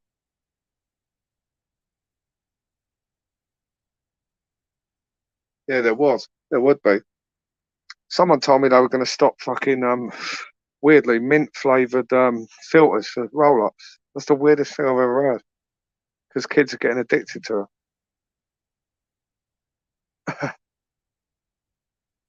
Can you get addicted to mint fucking filters? Yeah, they do. Loads of money. And they fucking moan, innit? They moan. I think it's like £12 for a pack of fags now. Menthol filter, that's the one. £12. Right, some people who smoke roll ups used to buy a 10 pack. I don't even think you can buy 10 packs anymore, actually. I'm not sure. I'm not 100% sure on that one. I think if we want the THC edibles, it is, but I was in a 6-on-1 gang once on a Saturday, and a boss had a pack of them, and I had some. They didn't really do anything for me, but they fucked everyone else. But none of them were really weed smokers, so it didn't really affect me. But probably needed more, innit? Like that Vice documentary where that kid's making fucking ecstasy. He puts rat poison in it. You just never know what you're buying, do you? Mallorca and that's the worst places, isn't it? When the fellas walk around with the hats and the fucking teddies, and they see you're English, and straight away they're like, "You want Coca-Cola?" And you're like, "No." The gear I get in Kent's shit enough, brother. I don't want some of your fucking flour. Oh, so we've got Fighting Irish, Dogman, and Goodfellas now in Cesspit. The Irish taking over, aren't they? Like Connor. You can buy in tens. Don't know what they are. Looky, man. Yeah, that's what they call them. That's what they call them, isn't it? Like, they're all rip-offs, aren't they? Fucking in Prague and all. You make eye contact with one in Prague, right? It was fucking packed, mate. It was on a stag do. And I'm quite tall, innit? And they're all standing around the edge of this crowd. And I look, and this one looked like Mr. Echo. He looked like Francis Ngannou. He was fucking massive. You know Mr. Echo from Lost? He looked like him, and he's made eye contact. And I made eye contact, and straight away, that was it. He nodded, and he come running, didn't he? And that, he just wouldn't leave me alone. And I was like, mate. Then there was old Bill about, and they didn't do anything, did they? It's just part of the fucking culture, isn't it? It's nice there, though. A bit graffiti, I say. It's like all round, it's like proper graffiti everywhere. And you get in the like centre, and it's nice. Lucky men chicken nuggets. The Rock. Got Dwayne Johnson in the house. Can anyone smell what he's cooking? But the purpose was to get a copy of the.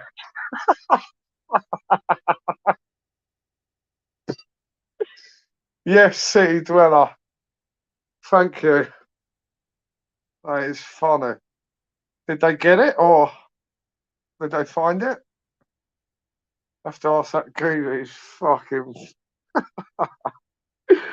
Yes, City Dweller. Just for that joke alone, I hope you've got your own channel, bud. Best thing to do abroad is act like you ain't English. Yeah. Yeah. Yeah, I'm fucking embarrassed to be English, isn't it? Yeah, there's a lot of Russians. There's a lot of Russians getting about in the. I haven't been abroad for quite a while, but went to Turkey with this woman, innit? Like fucking. I literally went to the toilet, come back, and this Turkish bloke's all over her, right, in this fucking nightclub. And I've got a fucking. And he's just stood there when I've come back, and didn't even acknowledge me, right arrogant, yeah. And I said to her, he fucked off. I was like, what was he saying? And she went, oh, he was asking me what positions I like when I have sex, right? Fucking hell, I flipped, didn't I? Fucking started to fight with him. Got thrown out, put in a taxi with her back to the fucking hotel. She's moaning at me, why do I have to start trouble everywhere? What would any bloke do, mate? He was asking her what sex. I was on holiday with my fucking girlfriend, and some bloke starts asking her what sex position she was doing. And she was like, oh, you just kick off. Oh, yeah. But she probably liked it, innit? She probably liked that this fucking young little fucking slimy tart was all over her. Right, and fucking moaned at me and like had a go at me and made out that fuck the whole holiday up. She said, I fucked the whole holiday up. And then after that, I just fucked off on it, and we spent it on our own. It was quite awkward, to be honest, especially in a resort. It was quite small, and you have to keep walking past each other when you've had a massive row. Don't go well. And the Turkish bloke was fucking one of the hotel reps and all. And I got pissed up a couple of days later, and he was fucking giving this lesson at a pool, and I went and fucking pushed him in the pool. Oh yeah, and the manager on it, I had to go and sit and have a meeting, and the manager's like, you are in Turkey now, my friend. You know what the police will do to you here? I was like, but you know when you're raging? I was like, call them then, get them. But he was quite nice. He was older, yeah. And do you know what the cheeky cunt said? The bird I was with was quite a big girl, yeah. He went, and anyway, he said, look at her. She is fat. He wouldn't want to fuck her. And that fucking flipped me out even more. Because he was asking her what sex position he liked. He was a sneaky little liar. So since then, yeah, when people say my cousin Dean's Turkish, it fucks my head out. I've got a thing against Turkish blokes. I'd never go there again, innit? Like, when I pushed him in the fucking pool, mate, like a right cunt in front of a load of birds and all, he was giving like this fucking lesson. And I got pissed up, and it was 40 degrees. And the beer and the sun, they don't mix, do they? And I wound myself fucking up so bad. And she fucking walked past, didn't she? She had to be walking past, yeah, as he was screaming at me from in the swimming pool. And I see her look at me and look down with disgust. Yeah, we come back. Didn't really last that much fucking longer after that. She said I was a psychopath, but I would like to have seen what she'd done if some young Turkish woman had been fucking putting it on me, take me to Turkey. Oh, yeah, I fucking hated him. I like to see him and all, didn't I? Fucking weak, mate. That happened on like the first night we were there. So, like, the whole rest of the week, didn't I, to stew and drink that fucking crap, fucking all-inclusive alcohol. It was just winding me up even more. And the sun, mate, that 43 degrees sun boiling your head, winding you up. Yeah, that didn't go too well. She ended up cheating on me in the end with fucking some wrong and who lived over the road. Fucking hell, that was 5 years ago. So I don't really do fucking relationships anymore, innit? Because that started in Turkey and ended up in our fucking little bungalow we were living in. It was even worse, yeah. Like fucking girls and all, like young girls, they start dancing with them and like the waiters, you know. But it's the creepy look in their eyes, isn't it? Like, you know, we live in a stage now where, you know, men can't dance with children. You know, you can't, can you? You can't really. If I'm in a park with my son, right, and someone's kid falls over and the parents 50 foot away and I'm 10 foot away, nowadays you're like, do I go and help that kid or what? Do I pick them up? Like, you know, you have to think. You have to think now, don't you? What you do before you do it. Whereas years ago, fucking, you could run over, pick the kid up from the old slasher. Definitely, yeah, definitely. She said I fucked her head up, but she did mine and all. Like, definitely, definitely.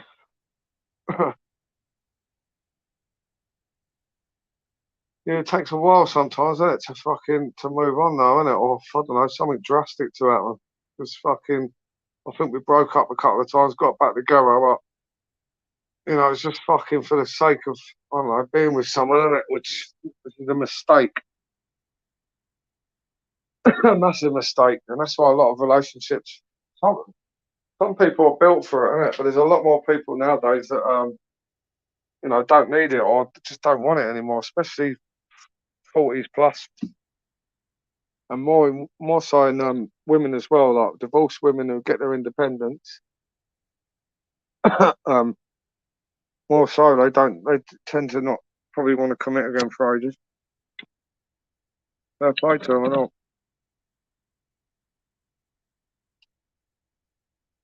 It gets harder, doesn't it? Big up, Starshine. Did you end up marrying Gibson Stud? No. See, in Turkey didn't really see many women. The women just, but you know, the bloke. I don't know. I don't want to keep talking about Turkey. It gives me fucking anxiety. Still remember the little rat's face now. And there was another one. He was a spitting image for Cristiano Ronaldo. And he used to walk around and all the women liked him, and it was fucking irritating.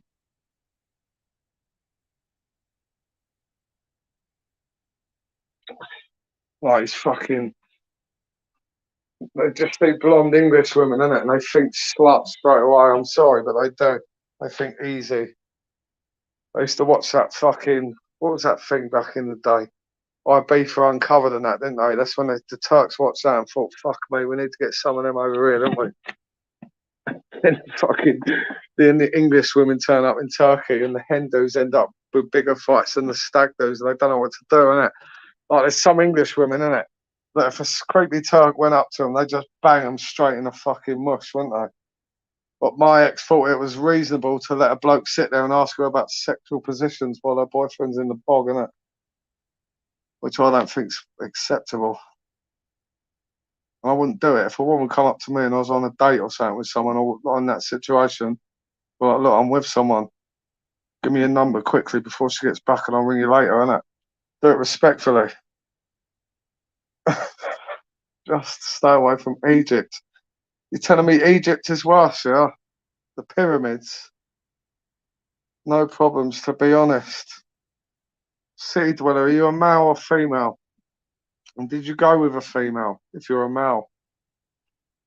It ain't acceptable at all. No, it's a bit fucking like it's a bit weird as well, isn't it? Oh, I see one dancing with loads of little girls. It was a bit fucked up.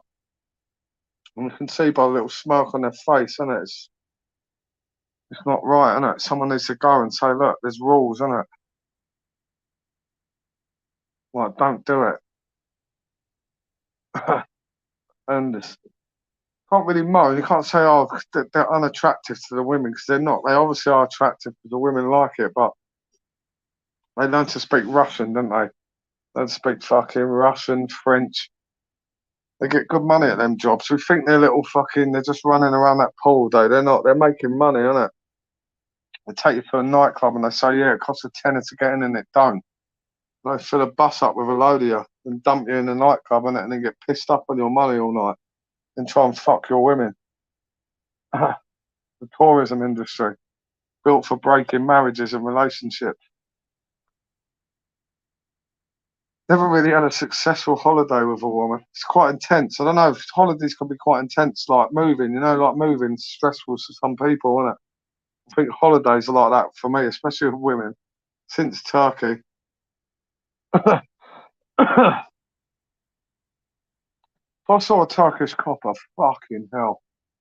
A mixture. I don't think I'll be able to hold back my rage. If I got pulled over tomorrow by a geezer and I pulled one of the window down and he went, chili sauce salad, mate? I'm like, what? He went, sorry, wrong job.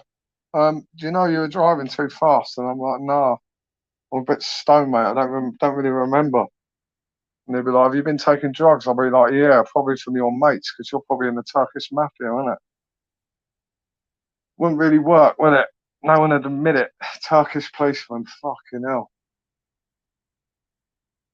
This Paula Benny, I keep seeing her popping up again. This is like an ex of Deccs Heggie's. Booked it on the telly. I've been cheated on many times in the past. I've given up on settling down. Yeah, yeah.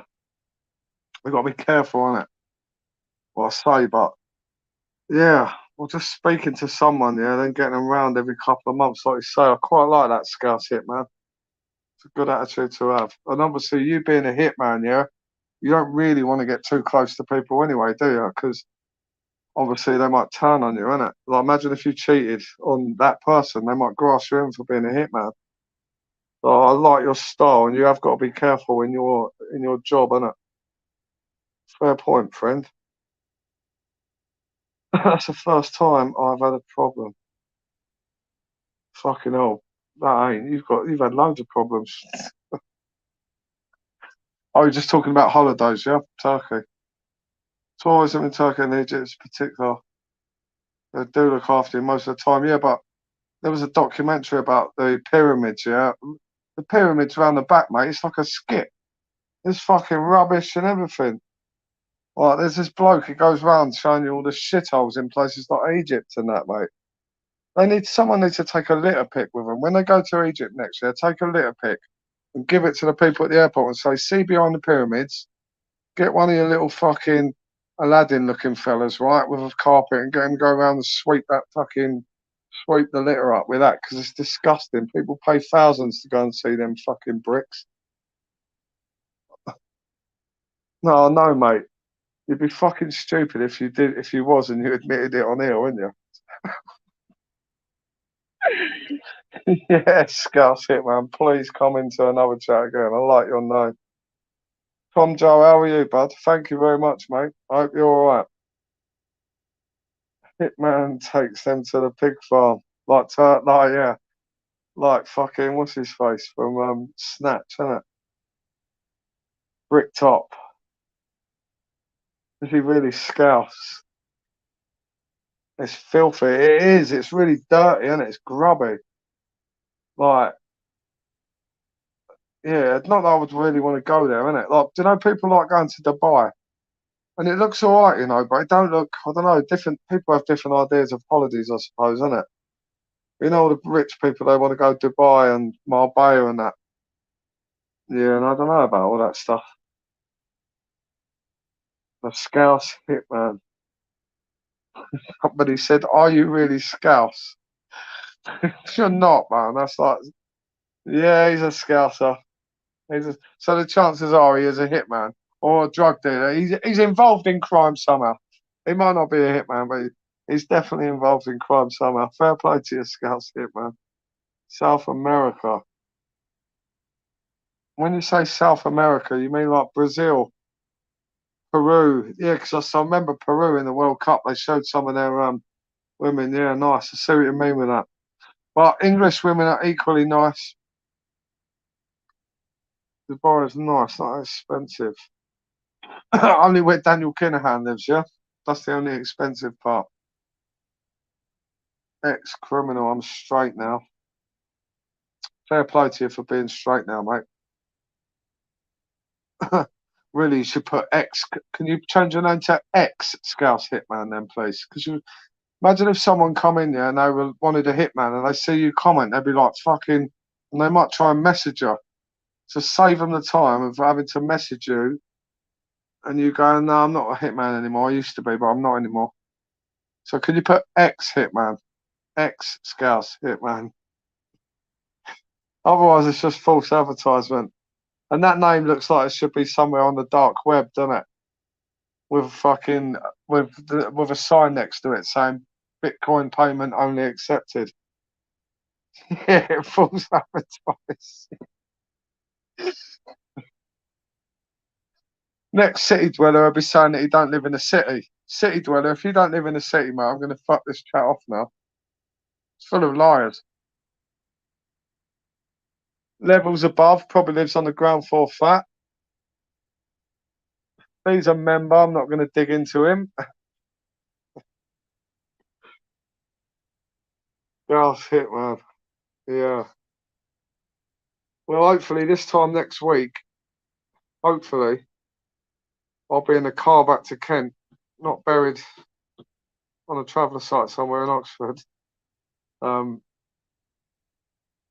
Having interviewed two fighters who have fucking had a good fight, but, you know, no one dies. No one gets fucking seriously hurt as much as everyone would love it. You know. Well, hopefully it'll be a good fight. The fight will happen, and after that, everyone can move on. We know they won't. We all know full well this doesn't end next Sunday, don't we? The Netstock's already brewing up, isn't it? There's a load more coming. We will be, yeah, we definitely will be. We definitely will be.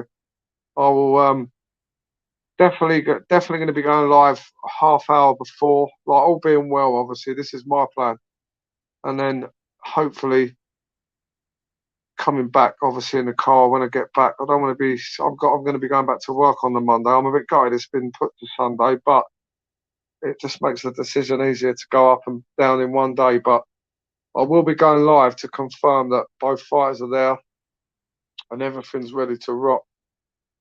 There's a lot of people travelling, including the fighters, both travelling a long way. Myself, it's about nearly 3 hours. I don't know who else is going. So, you know, there's a lot of effort, a lot of time from people going into this. So Starshine, I'm not 100% sure on that yet, but I will endeavour to find that out this week as soon as possible and let everyone know, obviously, because everyone's going to want to know the time. I'm presuming, hopefully, late morning, early afternoon, because it gives everybody time who's travelling, doesn't it, to get home or whatever they want to do. I want Dean to win, but I think Decca is going to get, yeah. That's the general consensus. I think most people want Dean. That I know, anyway. There are a few Decca fans that message me, and he has had followers that have followed him from day one, you know. And whatever anyone want to say or anything, you know, he can fight, and I personally believe he will be there next week, and I don't think he'll back out, and I don't think Dean will either. Maybe the time, advertising the time won't happen just so that, you know, nobody knows specific times or whatever, but, you know, it's going to be good, hopefully. It's going to be really good. Everyone, we know everyone will be watching. You know, regardless if Decca wins, he'll still have people slagging him off. Dean wins, he'll still have people slagging him off. Decca loses, he'll still have people slagging him off. Dean loses, he'll still have people slagging him off, won't he? But the real people will probably respect the fact that they've both gone, and also be glad that it's out of the way, isn't it? So we still got I just still got a feeling. Yeah, that's fair enough. Levels above. I think a few people are thinking the same as well. If my cousin Dean loses, you should avenge the loss and fight Decca next. I like the way people volunteer me to fight for these things. Yeah. Well, you know, we're only distant cousins, really. I mean, it's not really. You wouldn't say it was blood cousins. It's just sort of long distance. I mean, if he was a blood cousin, say if he's my dad was his dad's brother, you know, I'd probably fight Decca then, but I might have to just leave this one now. Like, you know, they say blood's thicker than water, isn't it? Um, Sometimes I just waffle until I get a fucking smiley face or a thumb in the thing, then I know I can stop then, innit? Yeah, no, of course. Obviously the cousin thing was a joke, wasn't it? Because he was saying he was Dougie's cousin, and I was the first one in that interview with him, made a joke of it, and kind of saw that he did have a bit of a sense of humour. But like someone pointed out, there's different sides to Dean. That interview yesterday he had in the morning, people like that side of him. They don't really like the other, myself included. I don't like all that video stuff, and I hear that he, you know, threatens in the background. They're all threatening each other. I don't agree with any of that. But it all stems from here, doesn't it? It all stems from stuff that's down here, and people so easily believe what they're told, don't they? Like, you know, let's be honest, right? I don't want to dig motorsports out, but how outrageous is it trying to get people's addresses? I mean, why? For what reason? What reason has anyone got to say, right, can you get his address? It just spells trouble, doesn't it? Spells trouble. And when people hear that people are trying to get their address and things like that, don't go down too well. It wouldn't with any of you, would it? If somebody said, oh, you know, this person's trying to get your address, you'd be like, why the fuck do they want my address? And you don't know who that person is, do you? You don't know who they know. Like last night, Humble Dry was arguing with that Paula Benny girl on I see, you know. That she's in there now, you know. You know, there's a never-ending circle, isn't it? These people are constantly arguing. This Paula Benny disappeared. She was around about a year or so ago, maybe. There was another guy at the time, John Silver. There's another girl turned up called Sammy Lee. She's been, and over the years, I've seen this never-ending circle of people that it stems from Decca, and then they all go on their own. They all fall out of each. They all team up, then they all fall out of each other, and you know, Decca's not really in the picture anymore. Let's be honest. No one's really mentioning Decca now, are they? On these things, it's moved on to like, you know, Tony Burkett and stuff like that. It's a crazy fucking. It's a crazy old world. I was glad I went back to work this week and felt a bit of what normality was like. Because even myself, being off work and it, like smoking fucking weed all day, just looking at YouTube, it's not healthy at all. Not healthy one little bit. And Matty's Jeremy Carr, isn't he? Matty's brilliant on cesspit. Look at the numbers he gets and that. But obviously, I want to build this channel like about this, like tonight, the Decca thing and Dean, from people who like the fighting and that, innit? Slowly, innit? Slowly, but get a good audience, innit? Like a decent audience. Like we got 30 in now. We had over 100 earlier, but the last 30, you know, the ones that are all like generally not interested in all the other stuff that goes on and just want a decent chat, really. Like Starshine. I accused her of being a Deccs Heggie fan when she first came in my chat. I can't even remember what she said. But she's been like in the chats ever since. She's always around. She's nice. I like her.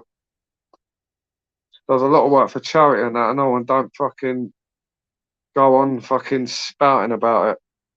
Well, she don't to me. Well, she does to me actually. Fucking hell, actually, some of her voice notes are longer than fucking Deccs Heggie videos. What she's done. That is a joke, by the way. Sammy Lee. Thank you, levels above. I hope you subscribe. I say that and people go, yeah, I subscribed ages ago. You can't even see who subscribes to your channel. It's a bit weird. When you first, at the first few you do, and then they just don't bother telling you anymore. Be quite interesting to see who subs to your channel and all, wouldn't it? Be quite interesting to see, like, you could see everyone who was in the chat. But you can't, can you? You can't see the quiet people. I reckon old Heggie comes into some, Decca comes into some of mine, you know. I reckon he would have been here today in this one. He's been very, very quiet, hasn't he? Did you watch the UFC? I watched bits of it. I watched that's another thing. Let me put that up for you, bud. Where's that? Thank you for reminding me. Right, just a quick one about the UFC then. Yeah, look, I put the video out earlier. She got fucking knocked out with that spinning. I think it was a spinning back fist, wasn't it? And she's retired now.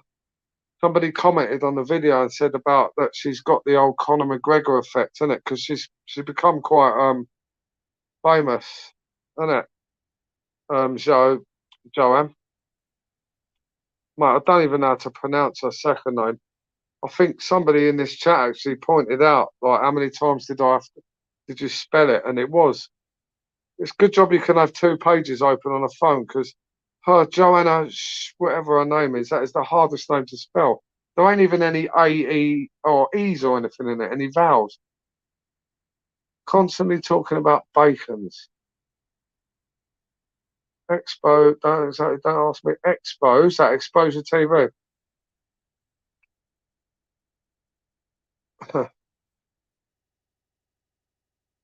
Exposure. Yeah, I do. I don't mind it. I don't mind watching them channels sometimes at night. Do you know what I mean? Like when you're on your own, sometimes these channels with people talking and that is. I'm not going to say it's company because I sound like an old woman or an old man who's lost his wife, isn't it? Like 4 years ago, and it's a bit of company. But you know, sometimes you can sleep with it on. Like you can just relax, innit? Or do stuff on your phone, like most of us. Bunch of nonsense. Christopher Croak. I like bacon butties. I know. We had a little barbecue last night down at the fishing, yeah, with one of them disposable ones, right? And we bought some sausages. And I was going to put a video of the sausages cooking and say no bacon round here, but I was just like, do you know what? I'm not going on YouTube tonight. It's Saturday night. We just got sausages, not bacon. I'd rather be a sausage than a bacon, innit? See, the sausage word is a bit more acceptable, isn't it? Like it means someone's a bit of a dick, basically. But bacon used to mean police, didn't it? Like now it means pedo. Like I don't get it. Like bacon's nice, isn't it? I mean, there's not many people who don't like bacon. Why tarnish? Why tarnish the word bacon? Call them Brussels. You know, call them Brussels. Like no one really likes Brussels, do they? We call them Brussels. Don't call them bacon, because every time anyone eats bacon, you're like, fuck. Feel like a bit of a pedo, innit? Like, because you're eating bacon, or a police informer because you've got bacon in you, innit? Let's fucking take a petition to the Houses of Parliament. 100,000 signatures. No one's allowed to use the word bacon anymore for sex offenders or police. New word. Go back to the standard pig for the police and kiddie fiddler, innit? Or whatever. Let's go back to that old word.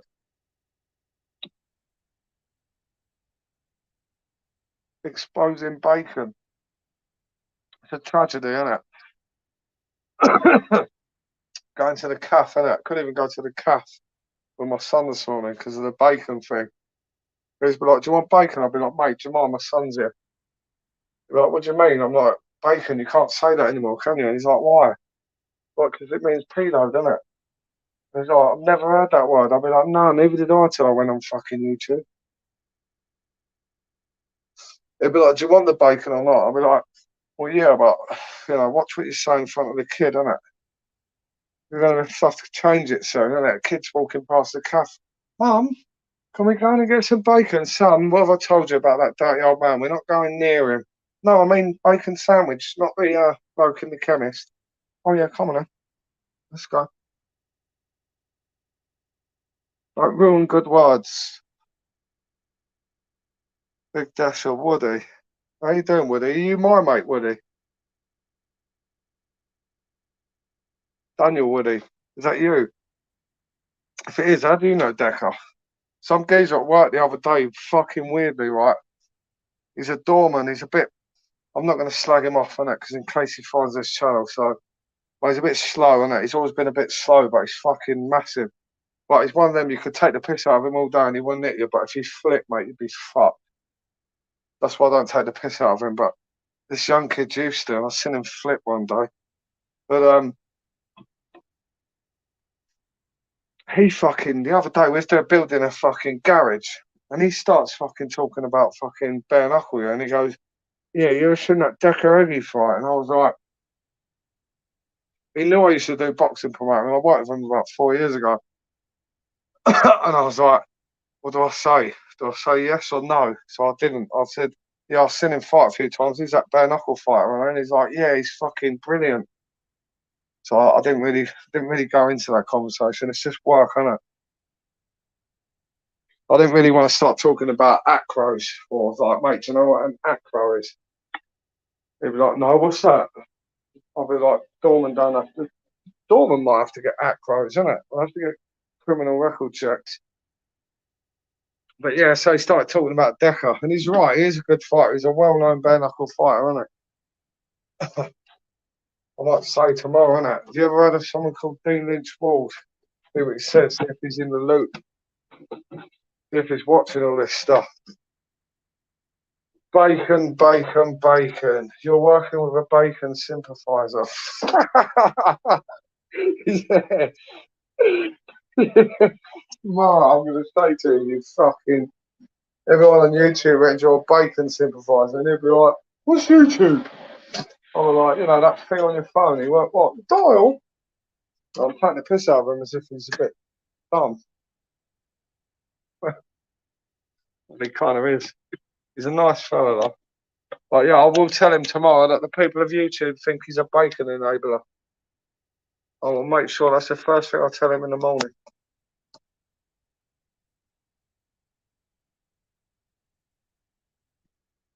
Bacon enabler. I say to him, are you watching Deccs Heggie's fight of the weekend? Like, who's Deccs Heggie tomorrow? Yeah, it's kind of like a bit like Shrek, really. It's worrying when I have to go behind and point up his brickwork, isn't it? And I'm a fucking odd carrier. Should call that little bunch of bacon. Everyone's bacon now, though, isn't it? Like, everyone's calling everyone bacon. We've just said about this bacon work. Can we stop using it? This is going to be a petition. I'm going to put it on my community page on YouTube. Should we stop using the word bacon? Is bacon becoming less enjoyable? Out of all the fighters and criminals you've interviewed, who was the most intimidating? Lee Murray. But I didn't interview him, I shit myself. But Lee Murray, and one I actually interviewed was, there was this black guy called Moneybags. I went to this unlicensed show, and he'd just come out of prison. Dwayne something, right? He was from somewhere in London, and I went to this show, and he was a main event. And fucking when he come out, mate, I've never seen a crowd like it. And he fucking smashed this geezer up there. But I interviewed him after, like, and he was obviously a really well known, like, for what he did in his area. I think he was from like Peckham or somewhere, mate. And I went up to interview him in front of his fucking mates, and they were like proper like yardy fucking bad boys. They had no interest whatsoever. He did do it, yeah, but he rang me the next day. He's like, I don't want that on YouTube. I don't want people seeing my face on YouTube. And I was like, no fucking problem. He was quite intimidating, to be honest. Lee Murray, but Lee Murray, the one I've met, Lee Murray fucking, yeah, he was at a bar with that geezer, his mate with a bald head, do you know him? And a load of girls, yeah. And I was going to do it. I was just doing a little blog thing then, like writing and that. And I had a woman who used to just fucking proofread it for me. So I went a video one, it was a written one, and I just went to walk up to him. I plucked it up and all. And I think he'd fought Alex Reed. I'm sure he'd fought Alex Reed that night. It went on that Anderson Silva one. Wendy is back on Tuesday. Yeah, so yeah. But Moneybags, his name was, Dwayne something, and he was an unlicensed boxer. And he had the most intimidating group of fellas You know, like you see these fucking videos they do, the rap videos and that, and they've all shot someone and all that. Well, these were like them, like 12, 13 years ago. And this geezer was clearly like, he must have had 300-400 people with it. And believe me, there ain't many fighters that can sell like 300-400 tickets. So yeah, he was quite intimidating. And Lee Murray, but kind of now I wish I fucking had. I wish I'd had the bollocks to do it, but he just give off a very fucking scary vibe, you know. Plus, he didn't really know who I was, innit? I was just fucking jotting about, when I just got a ticket, didn't I? So I didn't have a press pass. I was just fucking walking about with a fucking pen and paper, basically, fucking speaking to people. I got to go do some good ones, fucking some other good ones. Do you watch Ray Hill's videos? Dan, I see a Ray Hill one. I don't know if it's a fake Ray Hill, but he's like to film my stuff on Instagram. But yeah, I'm aware of him. And another fellow who's comments and that a lot is Tony Argent. I've seen him on James English. So yeah, I know a few of these like people. I'm going to be doing one with Yami B, but he says he's going to come on, and I don't hear from him. So Tynan Booth as well is another one I'm looking forward to. There's the fellow who comes in here, Tyrion Lannister. He keeps going in there, innit? Buying super chats and saying to him, "You need to hook up with me." So that'll be quite good. He does know about boxing. They're called disabled that much. Well, I hope not. He beats him, hopefully, but hopefully he won't disable him. He still has a family, doesn't he? Whatever you think of anyone, they've still got like family, kids to feed. Yummy is old school. Yummy's cool. Dave Courtney, I've interviewed him 3 times. Last time was actually the same night I interviewed Decca when he said he was the governor. That's the last time I interviewed Dave, but he come to a few of my boxing shows about 5-6 years ago. He was all right, you know. Always respectful. You hope he disables him. Fishy Fadge 69. Okay, fair enough. You're not going to get an argument out of me. It's down to you what you think, isn't it? It's a bit of a fishy name, though. Mark Epstein boxed at Elton ABC at one point. Yeah, see, people don't realise there should be a lot of good, a lot of boxers that maybe that couldn't sell tickets or whatever reason have gone over to MMA and had a go at that. There's some fucking boxers that most of us will never hear of that are just used for sparring and that because for whatever reason they can't get a pro license or they just don't perform well in front of crowds or they can't sell tickets. It's really hard to be like, you know, Tyson Fury, just say, or Anthony Joshua to go from nothing. Like Tyson Fury had the amateur background and that, didn't he? So a lot of people like Fury, Bellew, Usyk and that, they all kind of knew each other from back in the amateur thing, but Joshua didn't really have that amateur background, did he? But Joshua went straight fucking from the Olympics to pro, didn't he? Someone told me that he got 25 million for his first fight. I just can't see that money being there, like.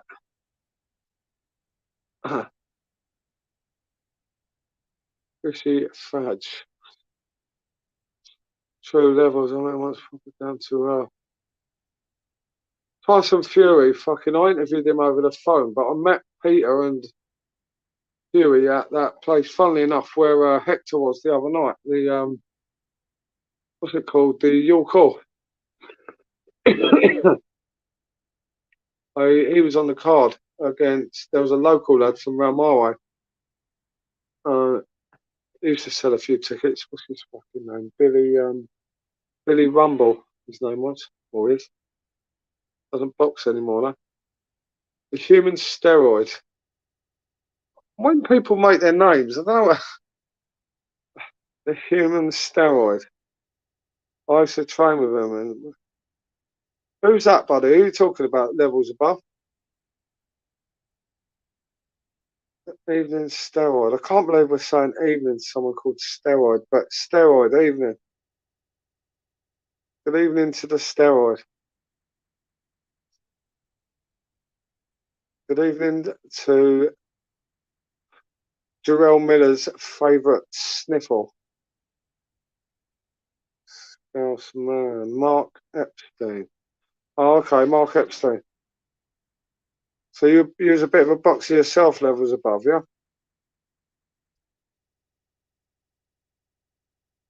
This. So they reckon Joshua and Usyk's going to be for July, isn't it? No, I just want that. That's another fight, isn't it? It's a bit like Dean and Decker, isn't it? Be nice to get fucking June, July, August out the way with, isn't it? Then obviously you've got the big fucking Wembley show with all the boys, all our lads going on. That's going to be a good night, you know. There's got to be loads of people from YouTube going to that, like supporting. You must, everyone who comes on this channel must like one of them. That BKFC would be good and all, you know. I've never been to one of their shows, been to a few of the others. B-Bad was good when it first started. It's still good now, BKBTM, but you know that old pit style of fighting, there was something like, I don't know, unique or something about that, you know. Yeah, legendary. Yeah, see, yeah, you're going back. See, you're going back ages now, isn't it? I mean, Michael's fucking hell. Bisping's like a fucking veteran now, isn't he? Remember when Bisping first went on Bravo on The Ultimate Fighter? He wasn't really very likable, was he? Even to like English people.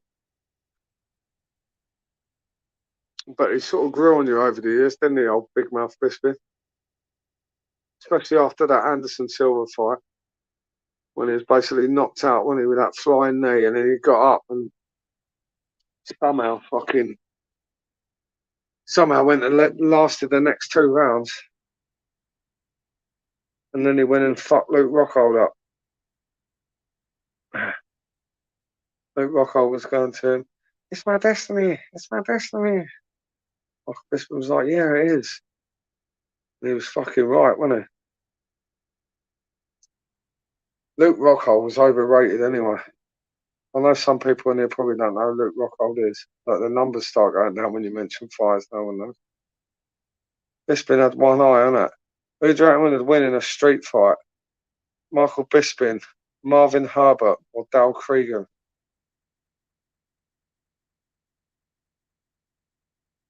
Anyone see Hector on the punching bag? Dean would not stand a chance. See, this is the thing, right? I put videos of Dean on my channel on a boxing bag, and people go, "Yeah, bags don't hit back." Tyson Fury puts a video up with him on the bag. No one goes, "Yeah, that bag ain't going to hit back," innit? So, you know, you've got to say the same for everyone, innit? But yeah, I did. Hector looks far. I told everyone Hector can fight. I've seen him years ago, innit? Hector can fight. There ain't no doubt about that. No doubt at all. Ha ha. The one. Yeah, I'm glad someone got that. Isn't it? No, fucking, it'll be a prison cell match. That'll be in an 8 foot by 8 foot, all 3 of them, yeah? Who would be the last man standing? You'd have to say fucking Herbert, wouldn't you? He's been shot like fucking same amount of times as 50 Cent, hasn't he? Bisping's been stabbed, hasn't he? 3 eyes, 1 cut. Don Fry. Well, that's going back a bit and all, isn't it? Hector is a decent boxer. He is. Take it easy, bro. Yeah, stay. I'm going to wrap it up in a minute.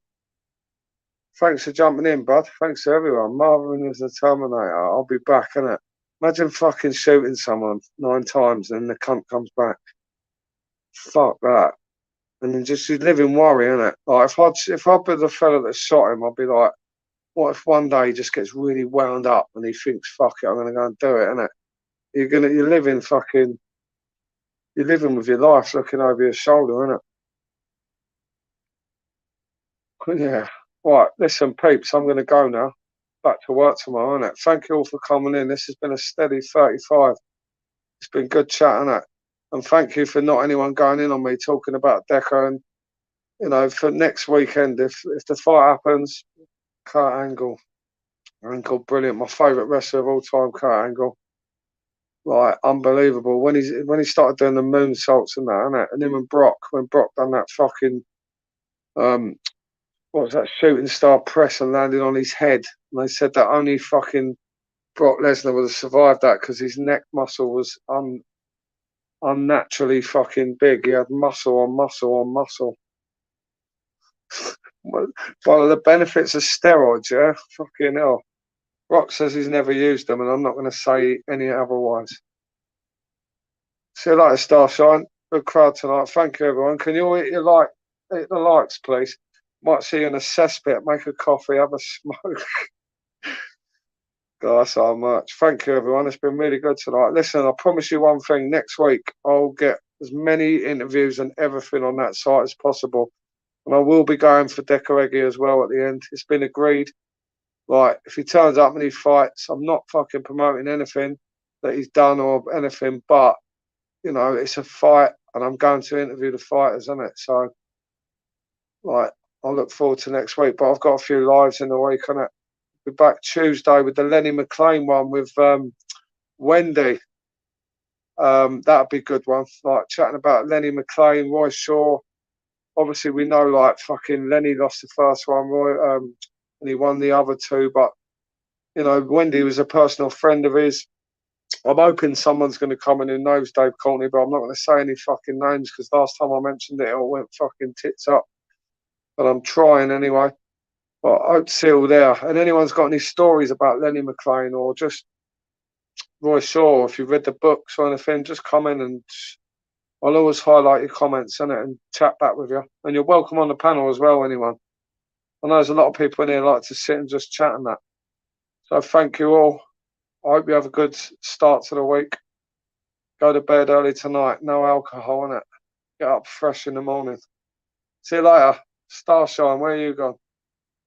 Night to you too, lovely. I'll speak to you soon. Everyone else, thank you. Thank you for getting my Dell and fucking Bisping joke, everyone. Levels above. Mate, jump back in anytime. All you people, innit? Nice people. Thank you for coming in. Lock. Everyone, have a good evening. Much love to you all. Thank you.